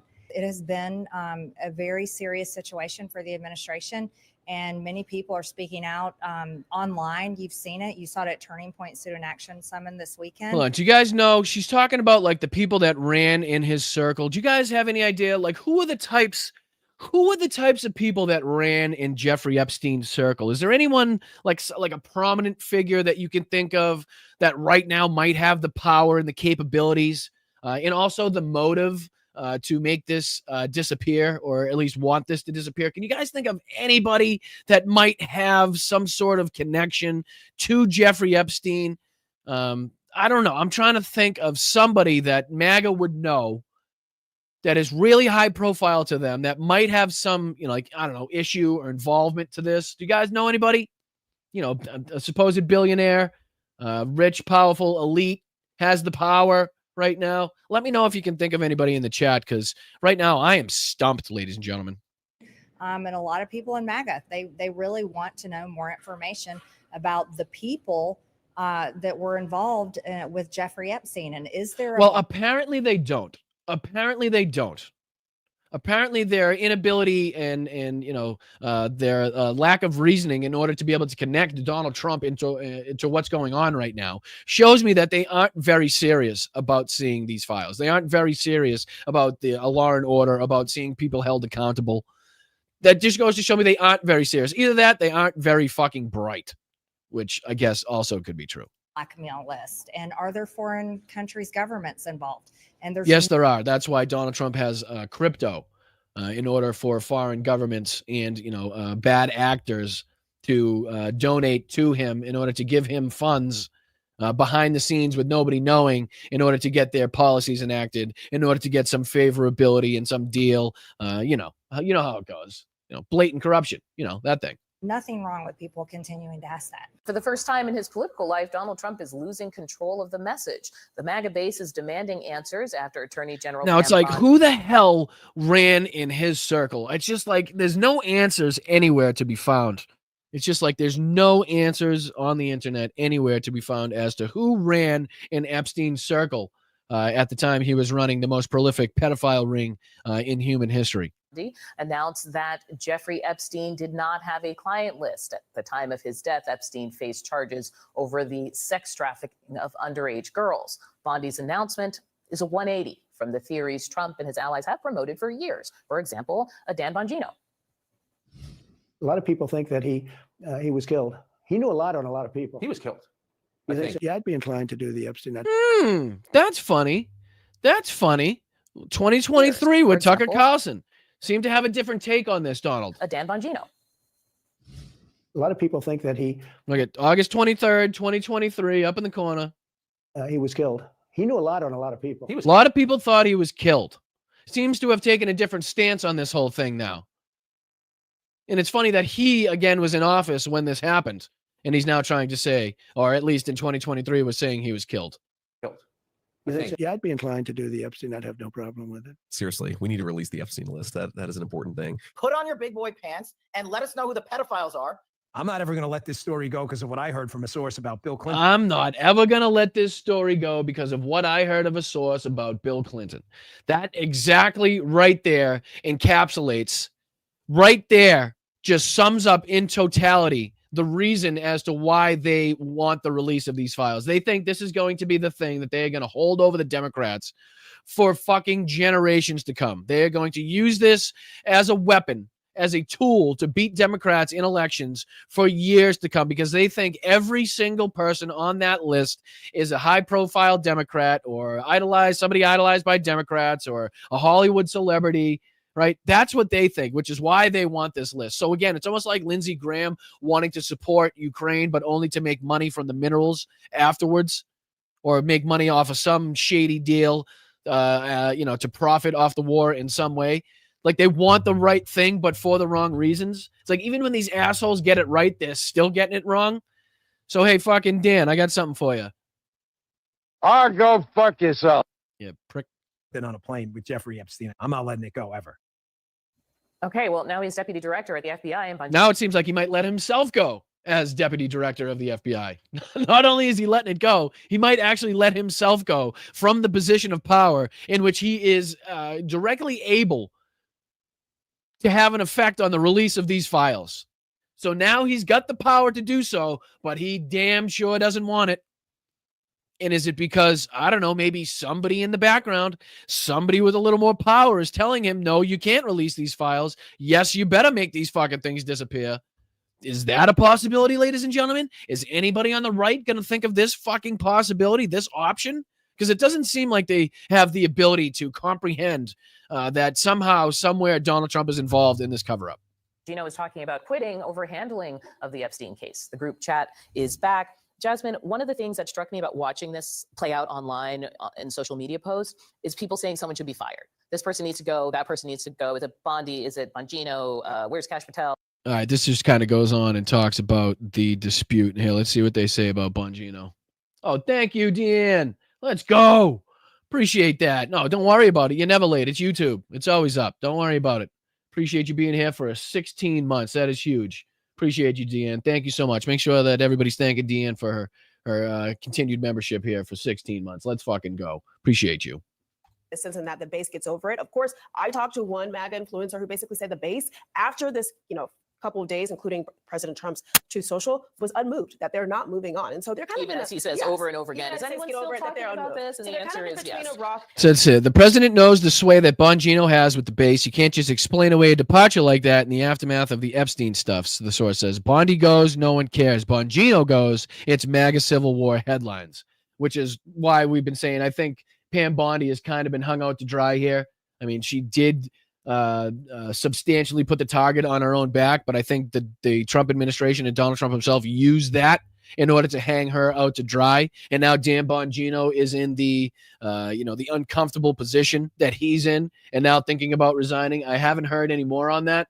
Is there any further reporting on Dan Bongino stepping down as deputy director of the FBI? Let me know in the chat if you guys have heard anything further. I have not heard anything besides the original reporting that he is threatening to do so if Pam Bondi is not fired. But this just goes to show how much they don't care, right? I was just talking about how they say they care, but they really only care as to use this stuff politically because they have some warped vision of this Epstein list being, again, all filled with lefties and Democrats. But again, if they really wanted this stuff to come out, if they really wanted this information released, if they really wanted the American public to see who's on this list so these people could be held accountable, then they had the opportunity, at least as far as I was concerned, as far as I've been told, to do so in committee when the Republicans in the House voted against the release of these files. And I guess they were voting on today to either deliberate or debate the release of these files. I'm not sure how that vote panned out. I think you guys were trying to update me in the chat, but let me know there. This is just a short. We'll play just a little bit of this because I don't normally play other people's videos on this, but I think this kind of gives a good intro, a good rundown in the beginning of where Republicans lay as far as what's going on with the Epstein files. So let's just check this out. I sped it up just a little bit so we can get through just a little bit more quickly. So thank you. Here we go. Hit the like button, guys, please. For years, we've been listening to Republicans demand a release of the Epstein files, the Epstein client list, and at long last, today, they finally had the opportunity to do so. Representative Ro Khanna introduced an amendment to do exactly that, and the Rules Committee finally had the opportunity to vote for it. This was the moment the Republican Party had been waiting for. After years of waiting, their moment had finally arrived. I move the committee make an order amendment number 50 to H.R. 3633 offered by Representative Khanna, which would require the Attorney General to preserve and release any records related to Jeffrey Epstein. Madam Chair, on February 21st, 2025, President Trump's own Attorney General, Pam Bondi, said on Fox News, the Epstein client list was sitting on her desk, quote, right now to review, end quote. Kash Patel, Trump's FBI director, said during his confirmation hearing that he would do everything, if confirmed, to make sure the American people knew, quote, the full weight of what happened, end quote. Patel, who now leads the FBI, said on the Benny Johnson show that the FBI was hiding the Epstein client list. Donald Trump Jr., the president's own son, tweeted out, and I quote, "Show us all the Epstein client list right now. Why would anyone protect those scumbags?" Ask yourself this question. I'm a big fan of Jim McGovern, like Jim McGovern, and I might be biased as to his representation of Massachusetts, but don't knock me. I think he's great at going at the right. He calls it as it is, right? Calls the balls and strikes as he sees it, and I appreciate him for his fight in this position, in the position that he's in, right? And then the answer becomes very apparent, end quote. And now, forgive me, but suddenly these same people are telling us there's nothing to see here. Trump is posting that we should all just move on. Well, I want to know what the hell is in these files. And I think we all want to know why Trump is suddenly changing his tune and is so desperate to sweep this under the rug. But you know what? This also gets at his credibility. This is about trust. Republicans said, trust us, vote for us, and we will release these files. And here we are. They are backtracking. They said they aren't going to cut Medicaid, and they did. They said they wouldn't add to the deficit and debt. They exploded both. They said that they stand with law enforcement. Well, somebody just asked, Vicky asked, did Garland cover it up too? It's definitely a conversation to be had as to why, the release of these files wasn't undertaken under Merrick Garland, under Joe Biden, right? Maybe there is more to that I'm not privy to. Again, if there is, please let me know in the chat. Keep me updated, up to date on that. But it's definitely a side conversation, not to be had, I don't think, right now. But I think at some point, when it comes down to it, we definitely have to be asking the questions as to why they did not come out, even when we held the power, right? That's definitely a question to be asked. They won't even hang a plaque honoring officers for their heroism on January 6th. They talk about law and order and can't even condemn the president for pardoning the people who violently attacked the Capitol building. So please forgive me if I don't believe a word of any of it. This isn't about gotcha politics. It's about credibility, or rather the lack of credibility on the other side, because they constantly say one thing and do something else. So and again, if you're just joining us, this is Jim McGovern, again, speaking, I believe, in the Rules Committee, where they had a vote on whether or not to release the Epstein files, in which, again, I believe failed because the Republicans voted it down. Excuse me. And what we're hearing now is Jim McGovern's arguments as to the hypocrisy of the Republicans' stance on this, the things they've said in the past, and the votes that they're now undertaking right now as to the release of these files. Urge a yes vote on my amendment, and I yield back. Questions on the amendment? All those in favor signify by saying aye. Aye. Those opposed say no. No. In the opinion of the chair, the noes have it. The amendment's not agreed Chair, I'm to. kind of shocked by that. I will ask for a roll call. The clerk will call the roll. So that's Jim McGovern in the background being shocked by the fact that they voted it down because of the rhetoric, because of the stance that these people have taken in the past, and how desperately they seemed and said that they wanted these files released. Now having the opportunity to at least vote on that in committee and doing the exact opposite. So Jim McGovern asking for another vote so we can be damn sure that these Republicans are voting against it. Mrs. Fishbach. No. Mrs. Fishbach, no. Mr. Norman. Yeah. Mr. Norman, aye. Mr. Roy. Mrs. Houchin. Mrs. Houchin, no. Mr. Langworthy. Mr. Langworthy, no. Mr. Scott. Mr. Scott, no. Mr. Griffith. Mr. Griffith, no. Mr. Jack. No. Mr. Jack, no. Mr. McGovern. Aye. Mr. McGovern, aye. Ms. Scanlon. Ms. Scanlon, aye. Mr. Neguse. Yes. Mr. Neguse, aye. Ms. Ledger Fernandez. Ms. Ledger Fernandez, aye. Madam Chair. No. Madam Chair, no. The chairwoman of the Rules Committee voting no on releasing the Epstein files, or at least the client list. I'm not sure how specific they got with this vote, but anything pertaining to Jeffrey Epstein, and seeing the chairwoman of the Rules Committee here vote no with a smile on her face, seemingly, is pretty fucking disgusting. The clerk will report the total. 5 yeas, 7 nays. The noes have it. The amendment is not agreed to. Wait, what? I'm sorry, but what the fuck? This is what Republicans have been begging for years. And when they finally have the chance to vote on an amendment that would facilitate a full floor vote on whether Trump's DOJ should release the... All right, so that's what it was. It was just an amendment to facilitate a floor vote. So just literally, they couldn't even bring themselves to vote for the preliminary aspects of a vote, right? They couldn't even bring themselves to do that in this fucking situation. Files, again, at long last, every single Republican except for one voted against it. And so now the Epstein files will not be released, at least not via this legislative maneuver, because the same party that spent years saying stuff like this has decided they don't want it. You say that the FBI has Epstein's list. They're sitting on it. That doesn't seem like something you should do. You're protecting the world's foremost predator. That seems like an evil thing to do, regardless of who may be embarrassed in the release of that list. Why is the FBI protecting the greatest pederast, the largest scale pederast in human history? Simple, because of who's on that list. In this case, in Epstein's case, it is incredibly disturbing. We have flight logs. We have information. We've played these on the show before. I don't want to subject you to these again. 200. So we have well over 250 actually. So we have to make sure that their identity is protected and their personal information. But other than that, I think tomorrow, the personal information of victims. Other than that, I think tomorrow, Jesse, breaking news right now, you're going to see some Epstein information being released. Tomorrow, she says. When was that again? When was that? I have a feeling that next day came and went without said information being released. I don't know. Seems to be the way things went. I'm just saying, Pam. I don't know. By my office. What kind? Are we going to see who was on the flights? Are we going to see any evidence from what he recorded? Because he had all of his homes wired with recording devices. Yeah, what you're going to see, hopefully tomorrow, is a lot of flight logs, a lot of names, a lot of information. But it's pretty sick what that man did. Okay, well, a lot of flight logs, a lot of names, a lot of information. Yeah, right, Bicycle Mike, right. Is that coming in 2 weeks now? Should we give that 2 weeks, or should we give that 50 days, like Donald Trump is now again giving Russia on top of the 2 weeks he already gave them 5 weeks ago? Right, so this is, this is a little bit more of this. Along with his co-defendant. Absolutely, and he had help. That's for He sure. sure did. The Ghislaine Maxwell Black Book. What names are in there, man? You understand how many powerful people probably want this thing to desperately go away?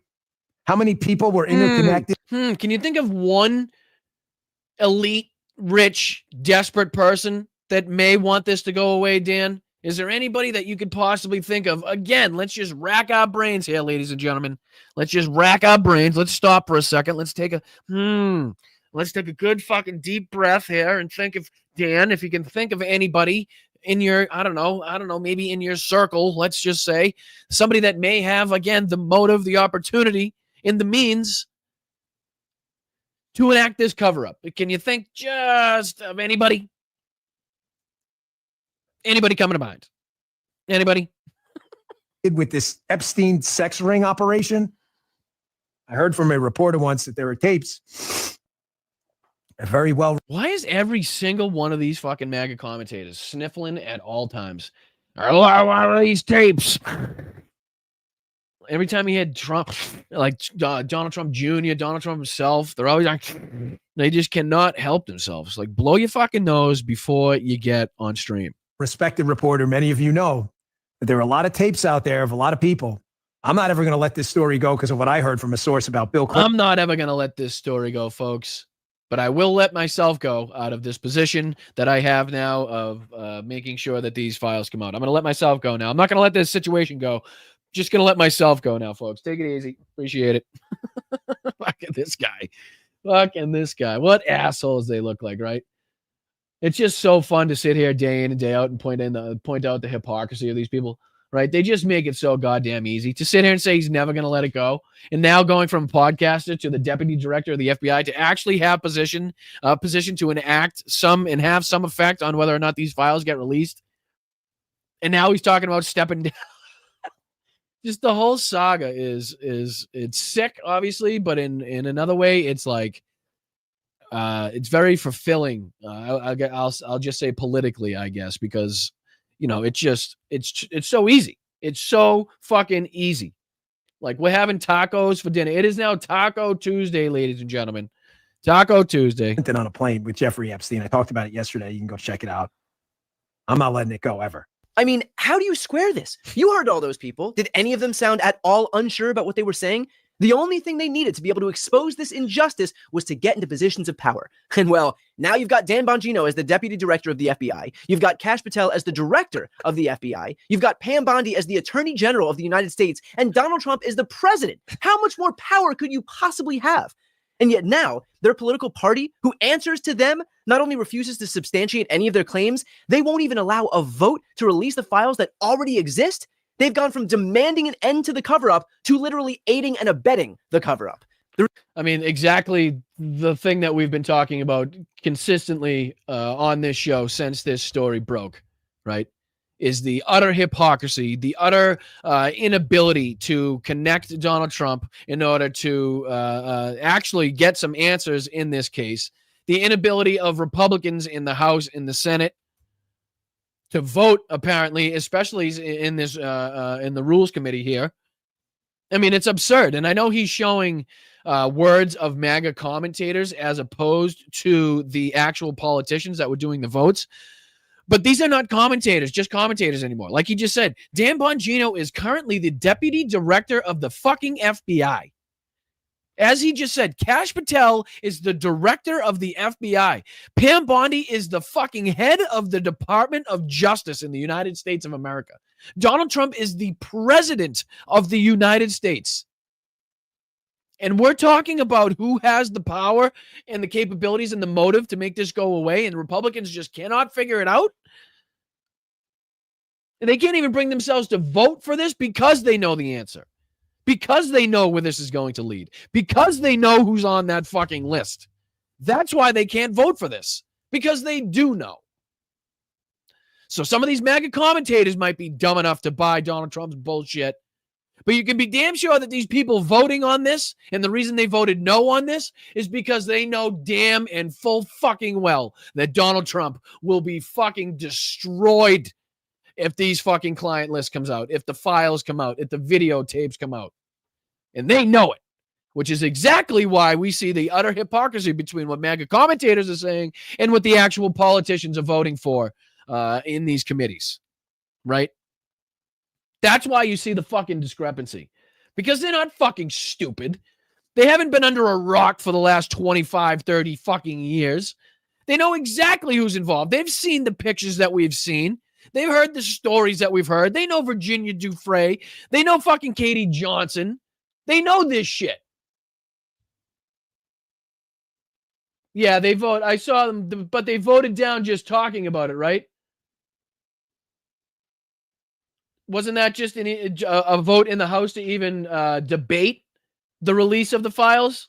Or am I wrong? If I'm misinformed, please correct me. But I thought that was just a vote to say, hey, maybe we can debate this shit on whether we... So that's just, again, preliminary actions that they cannot achieve. Preliminary actions that just go to show they don't want fucking answers. They don't want this shit released.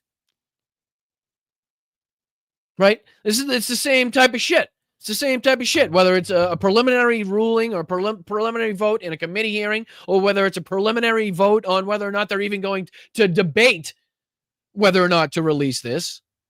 They cannot do it because they know what's going to come of it. They know it will be the end of Donald Trump's fucking political career. And everybody that's attached and sucked onto the asshole right now with Donald Trump will go down with him. Everybody that's defended him, everybody that's ever spoken up, the people that are speaking up now, like, why are we even looking at these Epstein files? What's this all about? I saw a MAGA politician, a Republican politician on, I believe it was CNN, saying basically that exact thing. Why do you guys keep bringing this up? It's ridiculous that you guys keep even talking about this. It's like, do you know how sick you sound?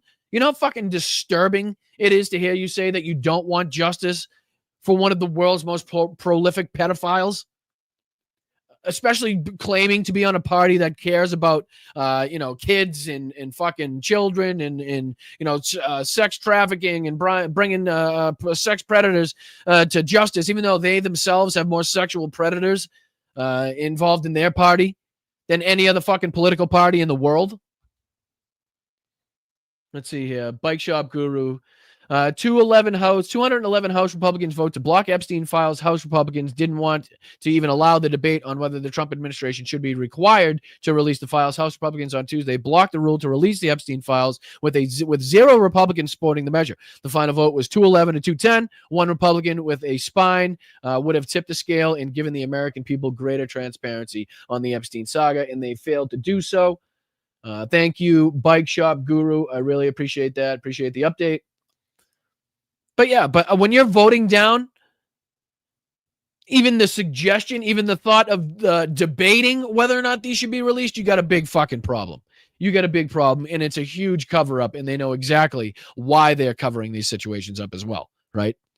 And again, just to go along with this entire theme, let's take a look at some of these clips from people that are enraged, I guess, people that are just, seemingly willing to call out at least Pam Bondi, Kash Patel, and Dan Bongino, but won't go as far as to call out Donald Trump, right? So the theme continues on this show. And we have the theme continues. Let me start this from the beginning. We'll just play a couple clips from this turning point of people speaking about and bringing up the Epstein case. And we'll hear, I don't care so much about what the commentators themselves are saying, but I do care about the reaction of the crowd.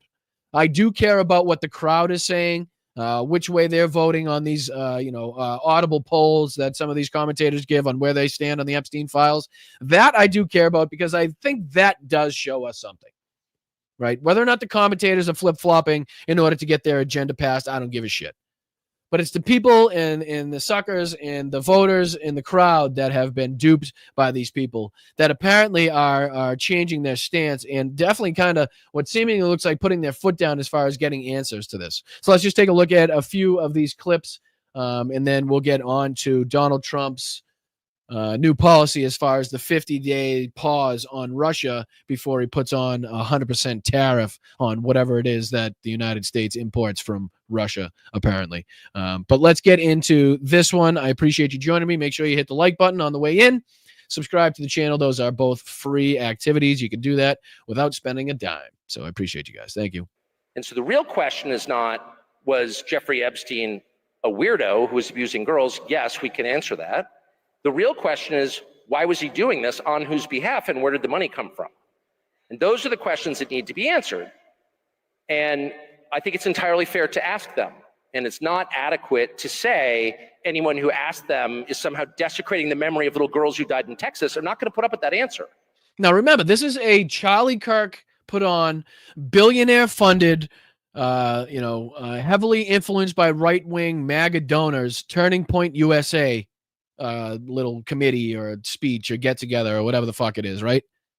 So typically not the place where you're going to see people combat or go after what the administration is doing. This is usually an ass-kissing, boot-licking, shoe-shine fest for the administration. So again, I want you to, on one hand, realize that they're going as far as to talk about this shit on stage at Turning Points, but refuse to connect the dots, refuse to bring Donald Trump's name into it for fear of one thing or another. I don't care who gives that answer. That is not acceptable. And I think the real answer is Jeffrey Epstein was working on behalf of intel services, probably not American.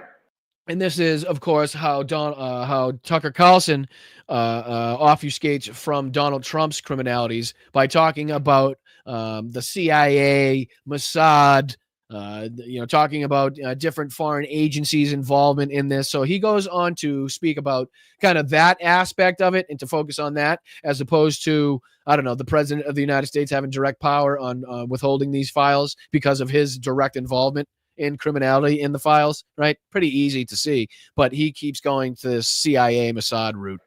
And we have every right to ask, on whose behalf was he working? How does a guy go from being a math teacher at the Dalton School in the late 70s with no college degree to having multiple airplanes, a private island, and the largest residential house in Manhattan?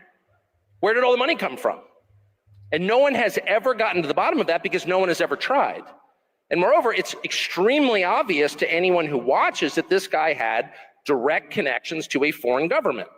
Now, no one's allowed to say that that foreign government is Israel because we have been somehow cowed into thinking. Now, right. Now, again, I don't care so much as to what Tucker Carlson is saying because it's complete horseshit. He doesn't believe a word of it.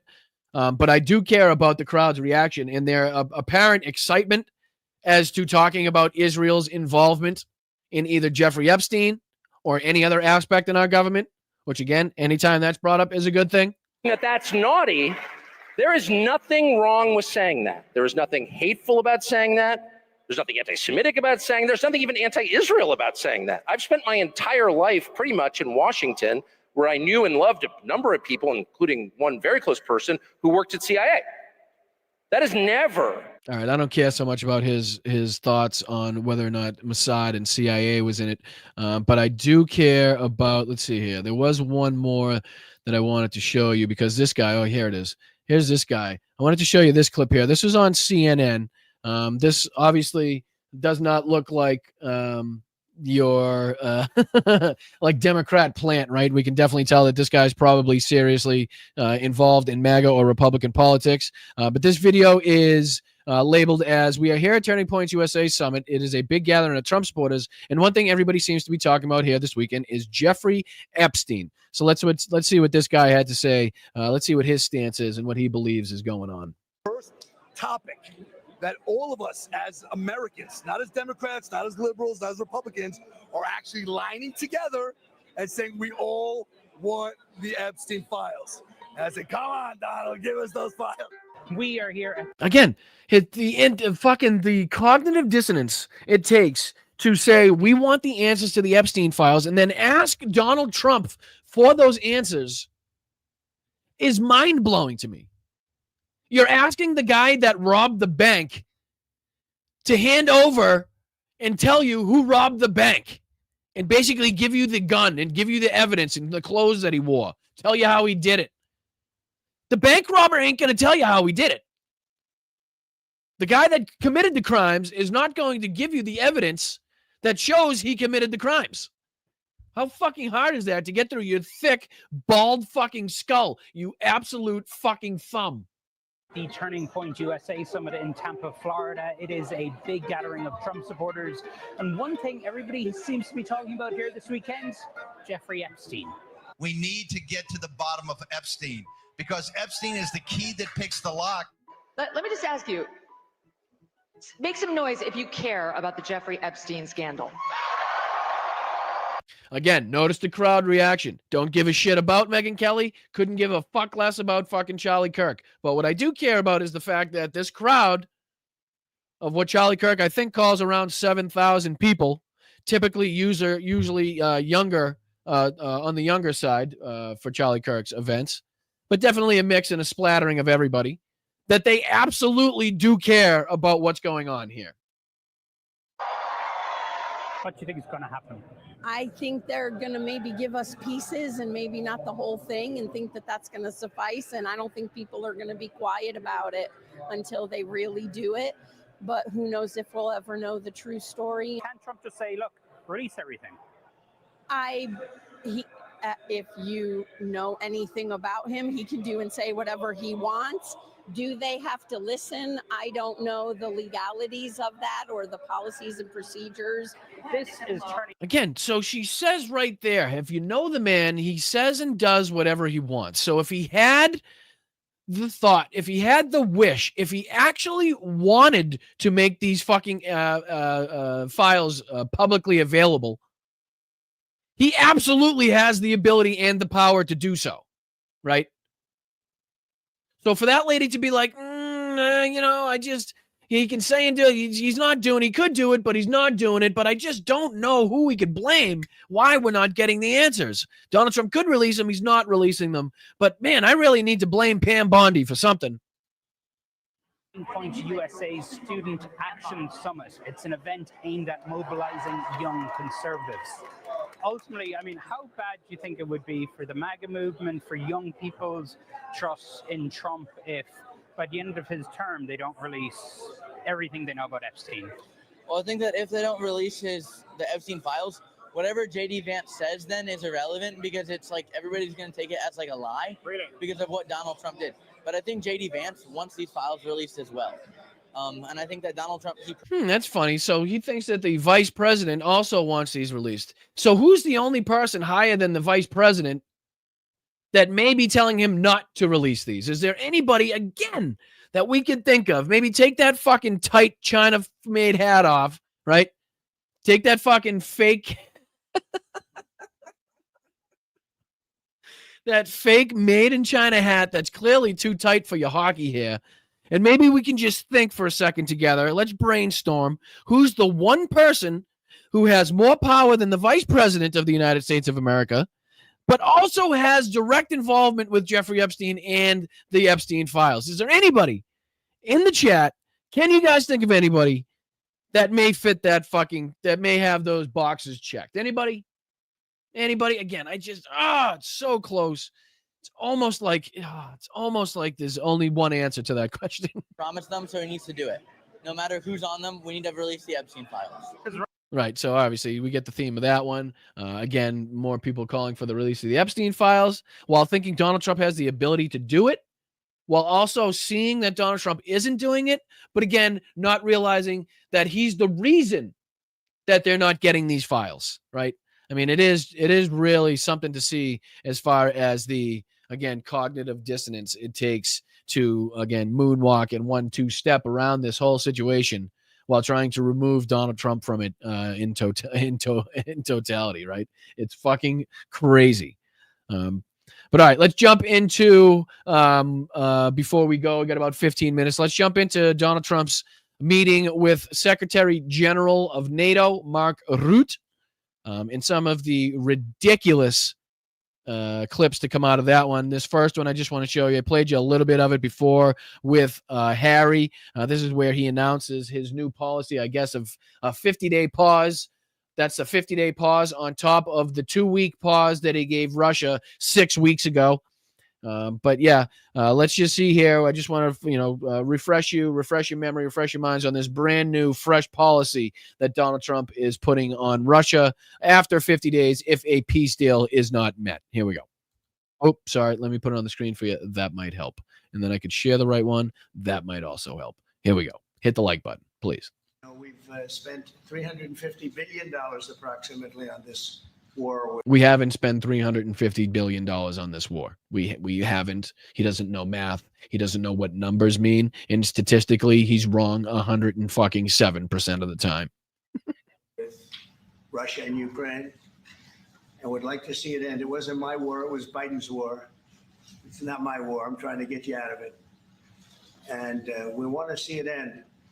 And I'm disappointed in President Putin because I thought we would have had a deal 2 months ago, but it doesn't seem to get there. So based on that, we're going to be doing secondary tariffs if we don't have a deal in 50 days. It's very simple. And they'll be at 100%.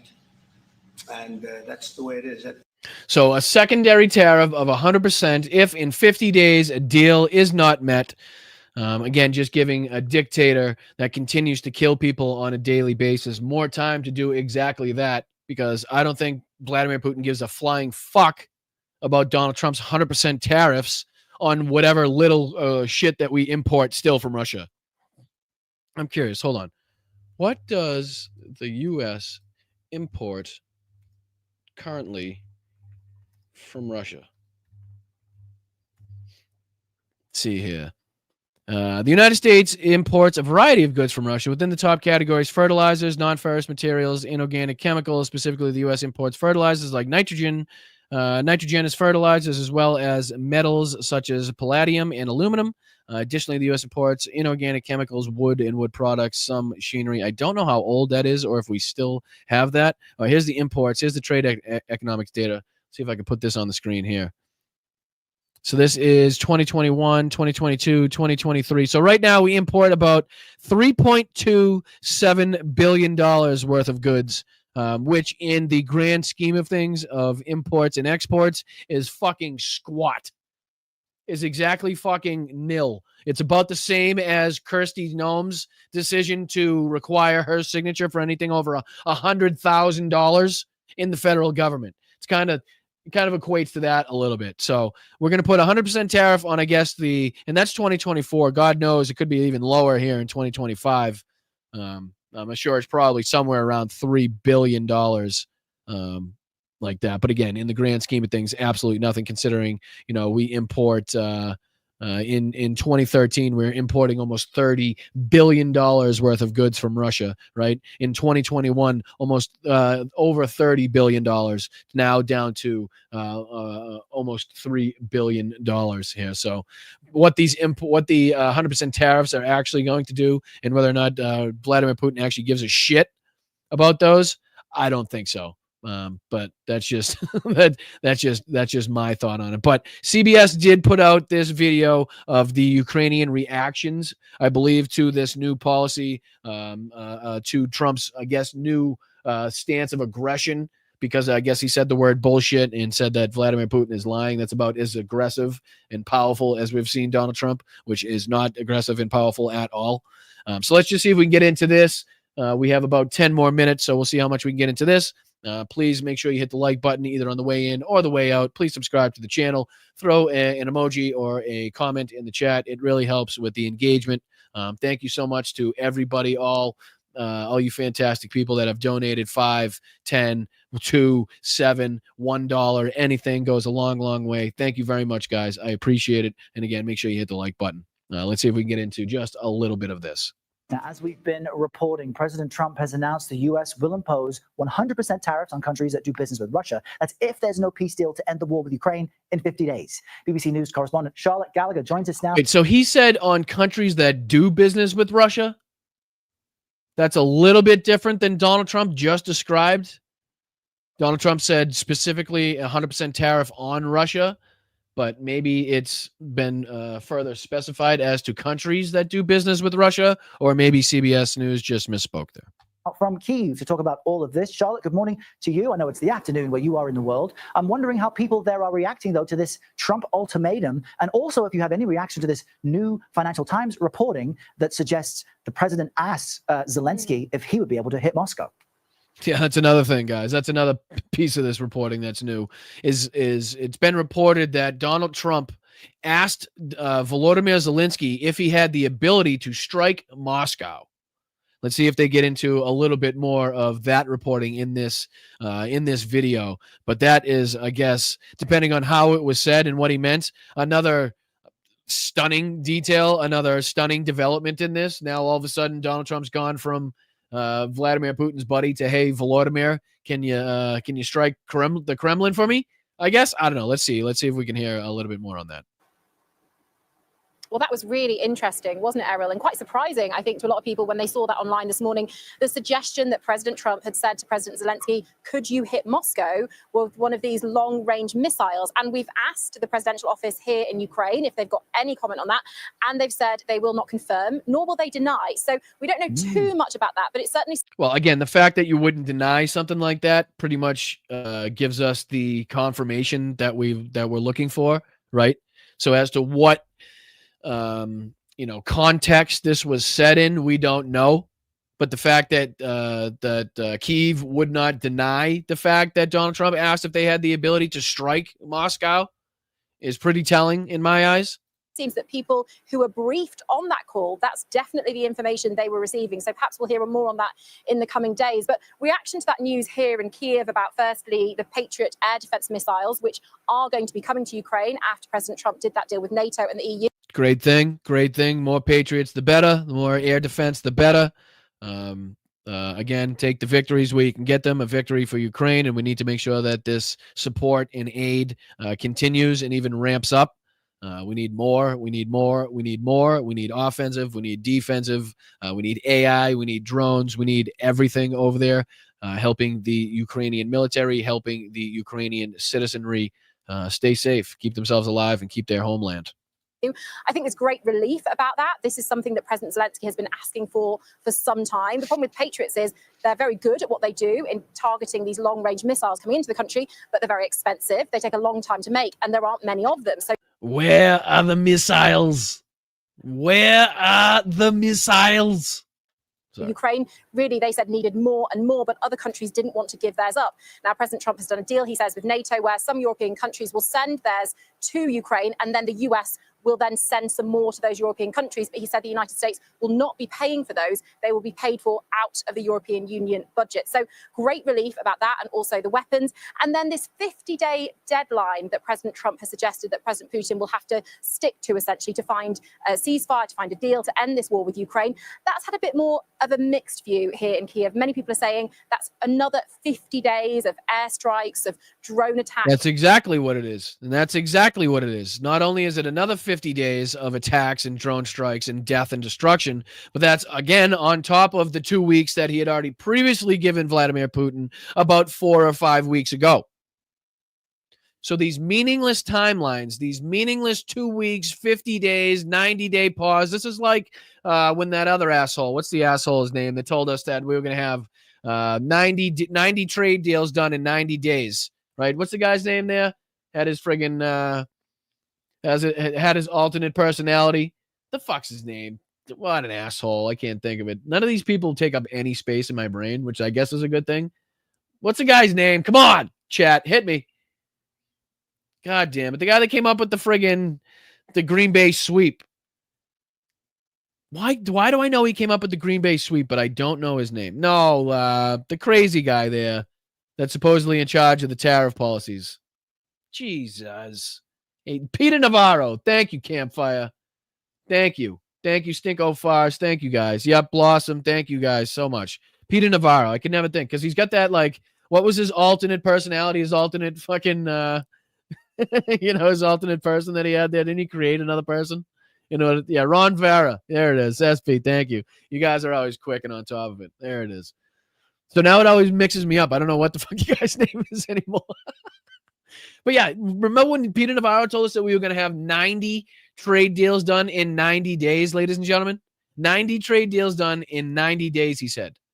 I think we've had one. We had one with the UK, right? Was that the only one we've had? And now Donald Trump is actually trying to come out and say, let me see if I can find the clip here. I'll find it here for you guys. Donald Trump is actually trying to come out and say now that the letters that he sent out, the letters that we read, the childish, error-filled, kid rant-like letters that he sent out to like Japan and other countries, those were the trade deals. Those themselves were the trade deals. He doesn't actually need to negotiate any trade deals. He doesn't actually need these countries to come and sit down and talk about numbers and statistics and anything like that. But those friggin' things were the trade deals themselves. The letters were the trade deals. Have you ever heard anything as ridiculous, as incompetent, as ignorant as that in your life? Really? Honestly. So let me see if I can find this clip. I know I got it somewhere here. My apologies. It's going to take me a second because I got about 47 of them lined up here. Nope, that's the one. I already did that one. So it's not number 2. It's not number 1. Maybe number 4.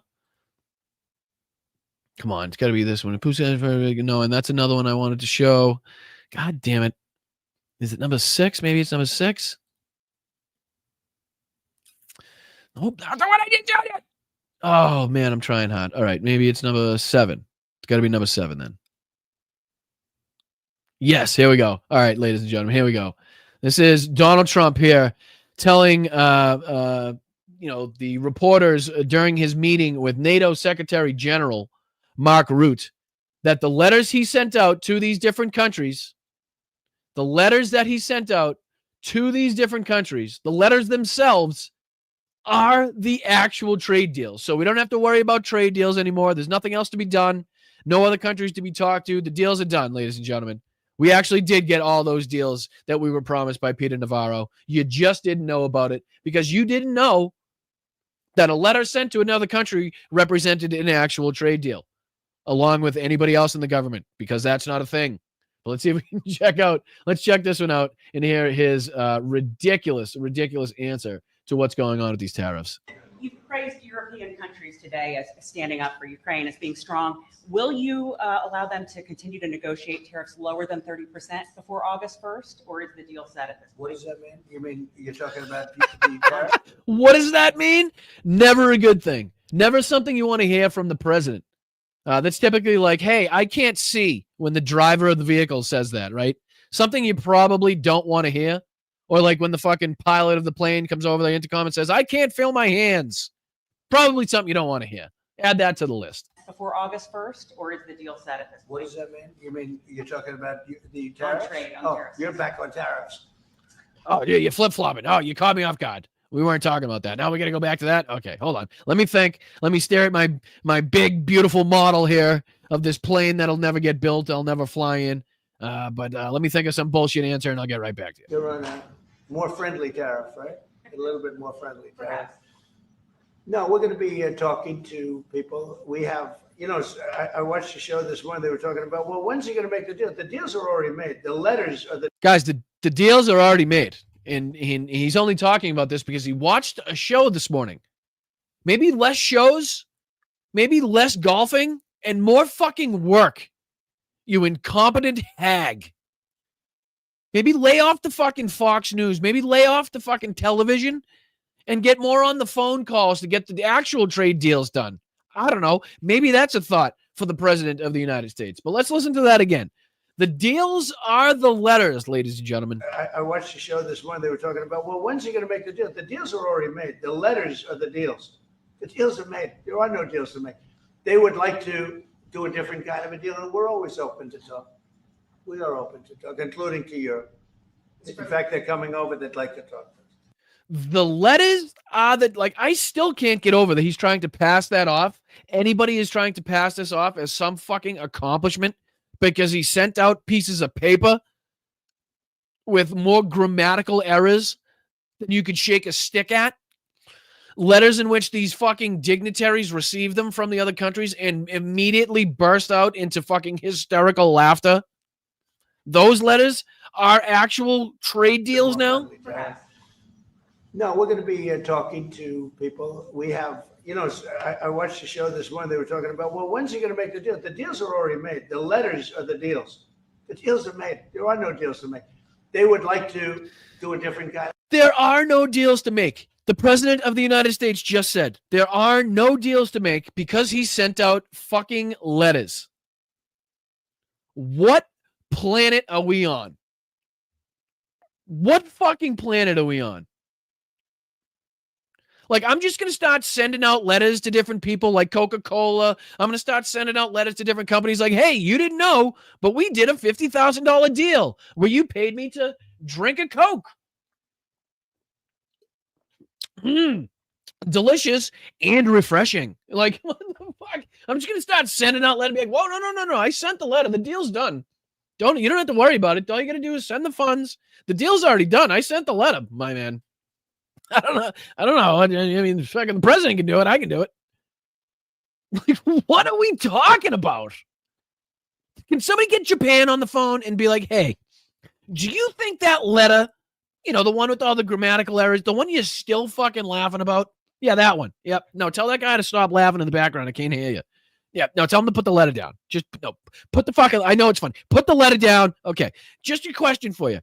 Do you think that represents and makes up an actual trade deal and trade policy between our two countries? Like, do you think that's how it's done? Just curious, Mr. Prime Minister. What are we doing? God fucking grief almighty. And there's a couple more clips from this that I want to play. Let's see here. There is this one that I think is very telling here, where the reporter asked Donald Trump how far he's willing to go. If Vladimir Putin continues to escalate, just how far is he willing to go in support of Ukraine? And again, his answer does not instill confidence. His answer does not instill trust or any good feelings in what I have, really. But let's just take a look at his response to this question, because I think this is a good question. How far are you willing to go? And I think this is a good sign, a good example that shows Donald Trump is not willing to go the extra mile, is not willing to go the lengths that it is going to require in order to support Ukraine, to give them the ability to defeat Russia. It's not going to be easy. It's not going to be fucking a walk in the park. It's going to be costly. It's going to be a difficult mission, but it's one that needs to be done, right? So let's listen to his question, again being asked how far he's willing to take this if Putin continues to escalate. And let's hear what Donald Trump's response was. If Putin escalates further, how far are you willing to go in response? In what? How far are you willing to go if Putin were to escalate, send more bombs in the coming days? Don't ask me a question like that. How far? I want to get the war settled. They're not Americans that are done. Don't ask me a question like that, is the response of the president when asked a pretty normal general question as to how far he's willing to take his support in supporting an ally in a time of war with an enemy. Don't think that's like a radical question. Really wasn't trying to imply anything, just trying to get some answers. And his ridiculous, mindless, incompetent, ignorant response is to tell the guy, don't ask stuff like that. Don't ask stuff like that. In it, and I have a problem, and JD has a problem. It's a stance that he's. And this next part, I really have a problem with, because what he goes on to say is that Americans aren't dying, right? Which means that, to me, he does not give a shit about what's going on over there, right? Not that he would, even if Americans were dying, but it definitely would be a far more pressing issue on his presidency if there were. Not to say that there aren't. There are definitely American volunteers that have and definitely continue to fight and die for the country of Ukraine. But to hear him now go on as he's going to talk about how it's only Ukrainians and Russians that are dying, not Americans, just goes to show me that he's really not willing to go that extra step, to go the extra mile, to go the full length it's going to require in order to defeat Russia. Just let me know if you get that same kind of feeling from this. Let me see here. What is it? This one? For a long time. They're not Americans dying, but there are a lot of people dying, and on something that should be able to be settled.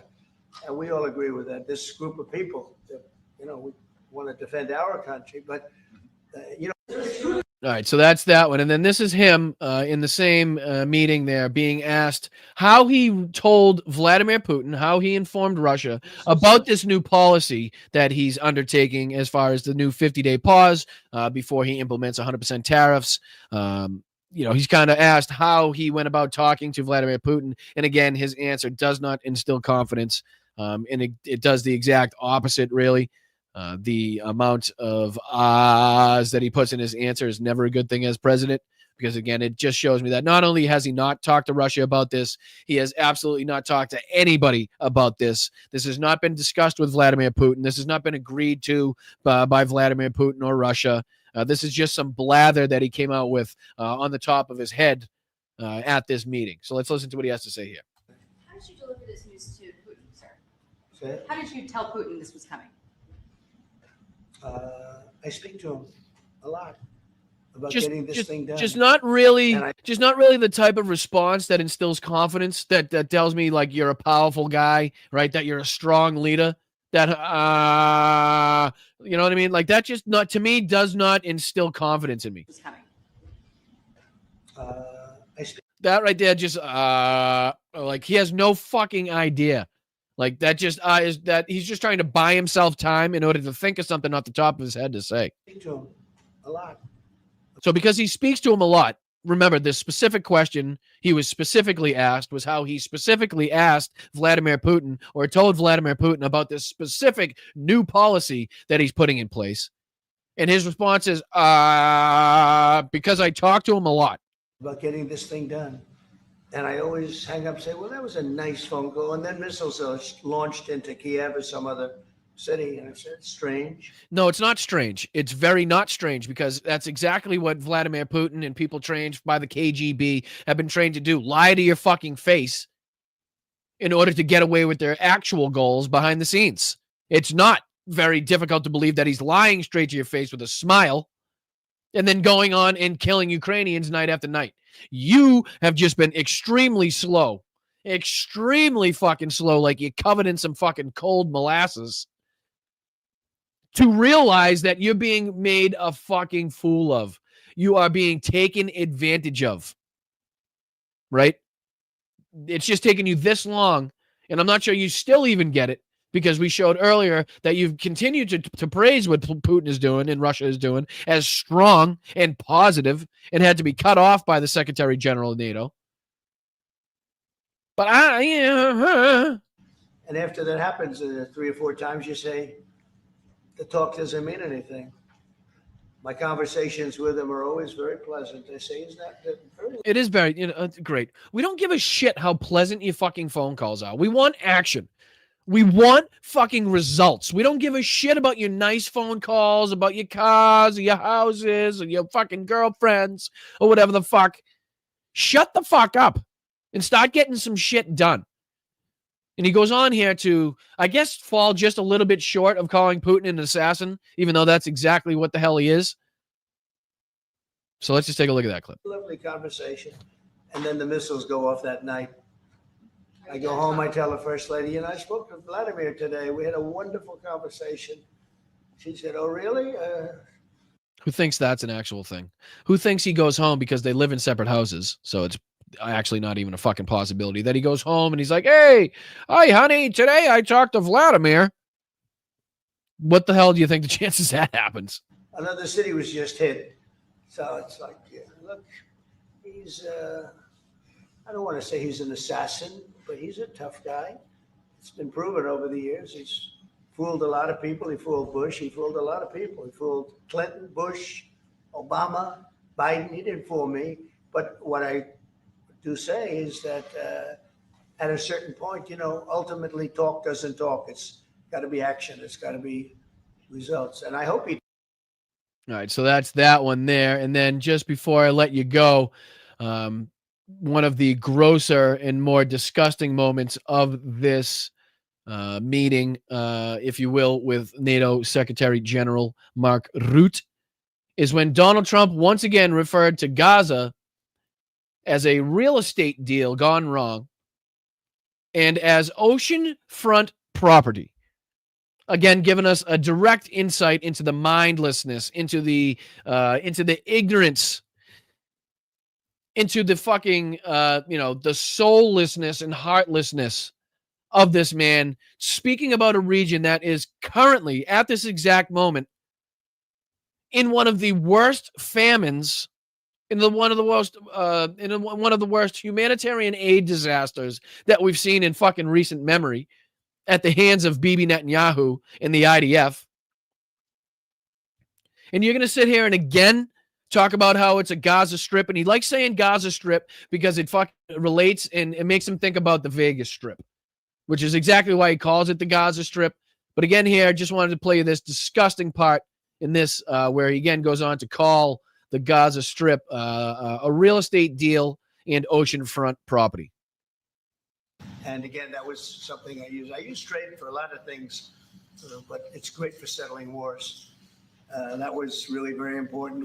Mark is working very hard with everybody here on the Strip, the Gaza Strip.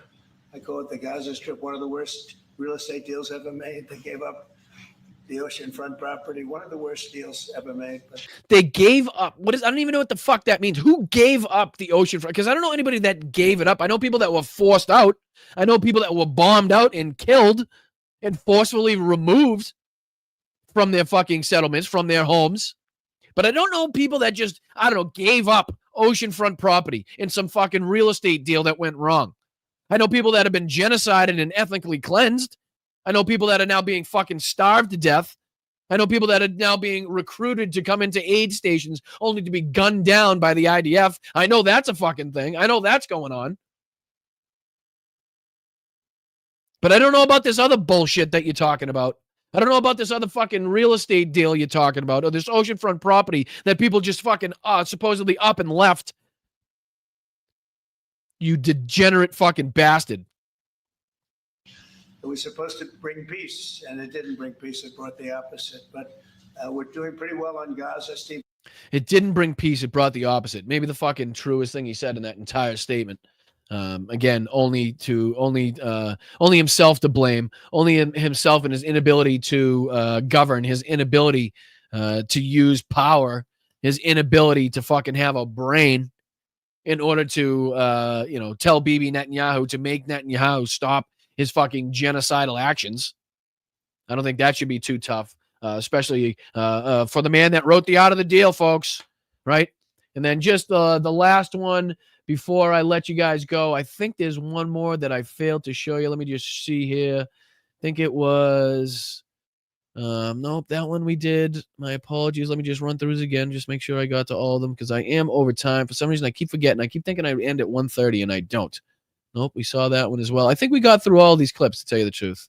I think we got through all of them. There was the CNN at Turning. Oh, thank you, Nancy.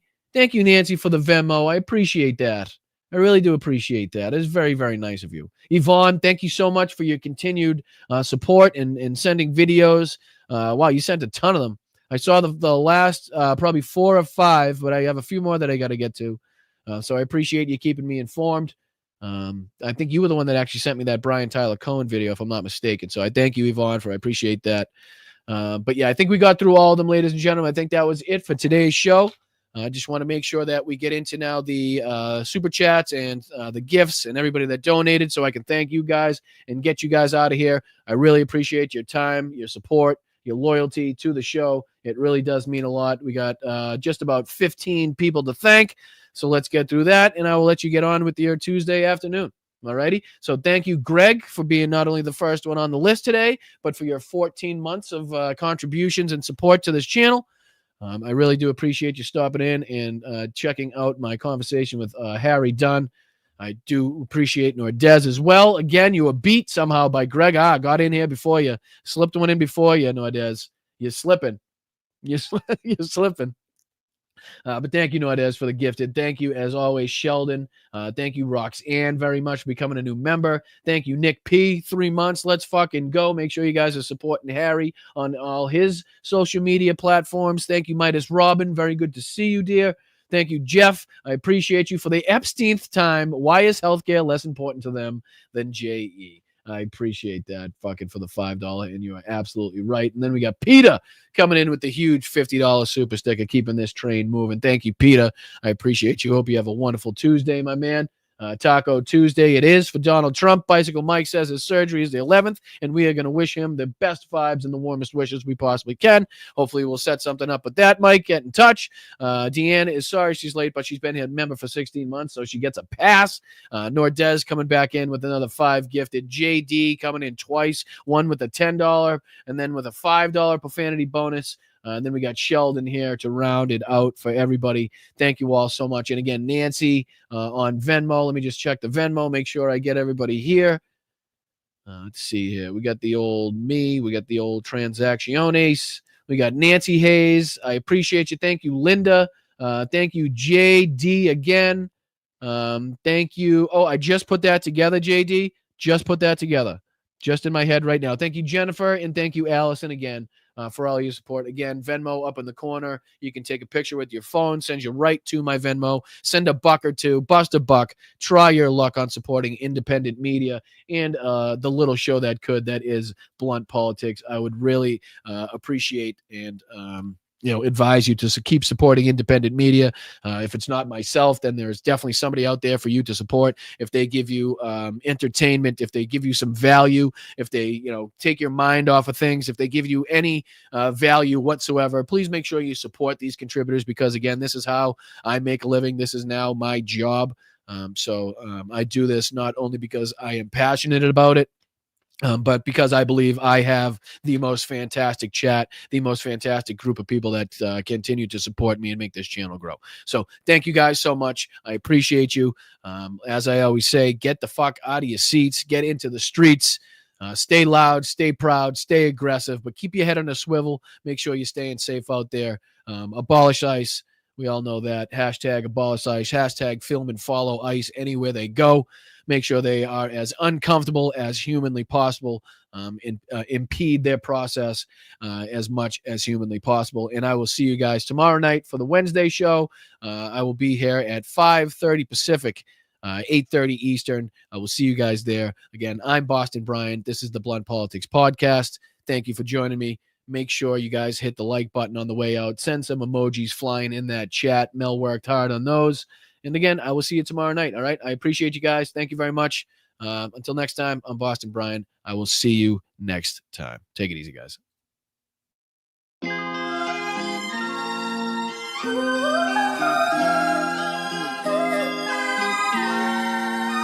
Thank you, mods. I appreciate the mods so much for everything that you guys do and keeping this chat a safe place. I hope you guys have a wonderful day. Thank you, Tiff. Thank you, Rox. Thank you, Mark. Thank you, Adam, Lokita, Andrea, all you guys. Thank you so much.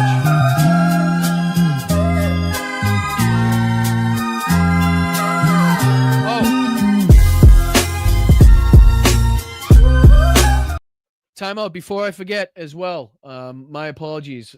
You kind of figured that was going to happen. I can never do it. Tonight, we're also having our monthly Patreon Zoom. So if you're a Patreon member, watch out for that link going out on Patreon so you can join us for tonight's Zoom. Sorry, I forgot to mention that. That is my apologies. And again, if you want to sign up, anybody that signs up before the Zoom gets to join in it as far as I know. And then if you want to sign up at the VIP level with all the other fantastic people that really, really help this channel, you can join in on the Zoom July 29th. So I appreciate it. Just a couple things to make sure you guys stay involved, to make sure that we can communicate in a different way, and kind of gives you the ability to get a little bit of a one-on-one interaction. So I appreciate you guys. Thank you so much, everybody that commented, everybody that sent in a super chat, super thanks. You guys are the best. Thank you. I appreciate you. I will see you tomorrow night. Keep kicking ass, ladies and gentlemen. Let's fucking go.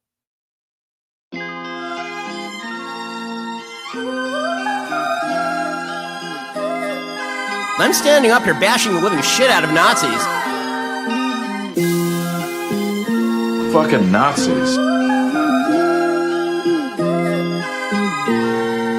There's no way we are going to allow a con artist to take over the conservative movement, and Donald Trump is a con artist. For the rest of my life, I have the curse that I have little hands. Little hands.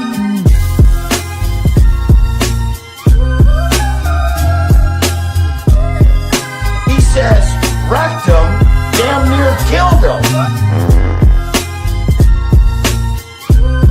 China has total respect for Donald Trump and for Donald Trump's very, very large brain.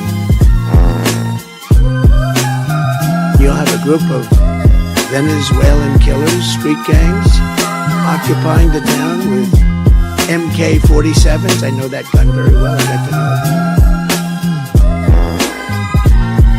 Eating the dogs, the people that came in, they're eating the cats, they're eating the pets of the people that live there. And Gavin Newsom is going to sign those papers. And if he doesn't sign those papers, we won't give him money to put out all his fires. Wrong. Where you going? Nowhere. Brian, you're drunk. You're drunk. Never fight uphill, me boys. Our army manned the air. Venezuela. Vagina. Call them dumps. Big, massive dumps. I'm just an average guy who read public documents where the elite said they were going to enslave us and destroy America. And I'm not going to be like yuppie scum and deny the threat to my country. I'm going to fight back. You will once again be fighting for our freedom. Not from tyranny, oppression, or persecution. Tell the director to call the White House. Do your fucking job! Get off my plane. Cacophony, a crescendo, a finale, a coup de grace.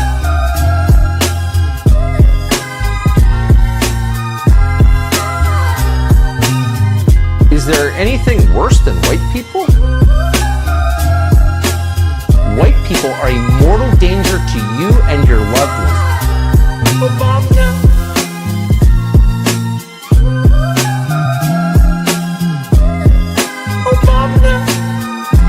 Oh, get those lights off! Off! Turn them off. They're too bright. Turn them off. Man, I ain't falling for no banana in my tailpipe.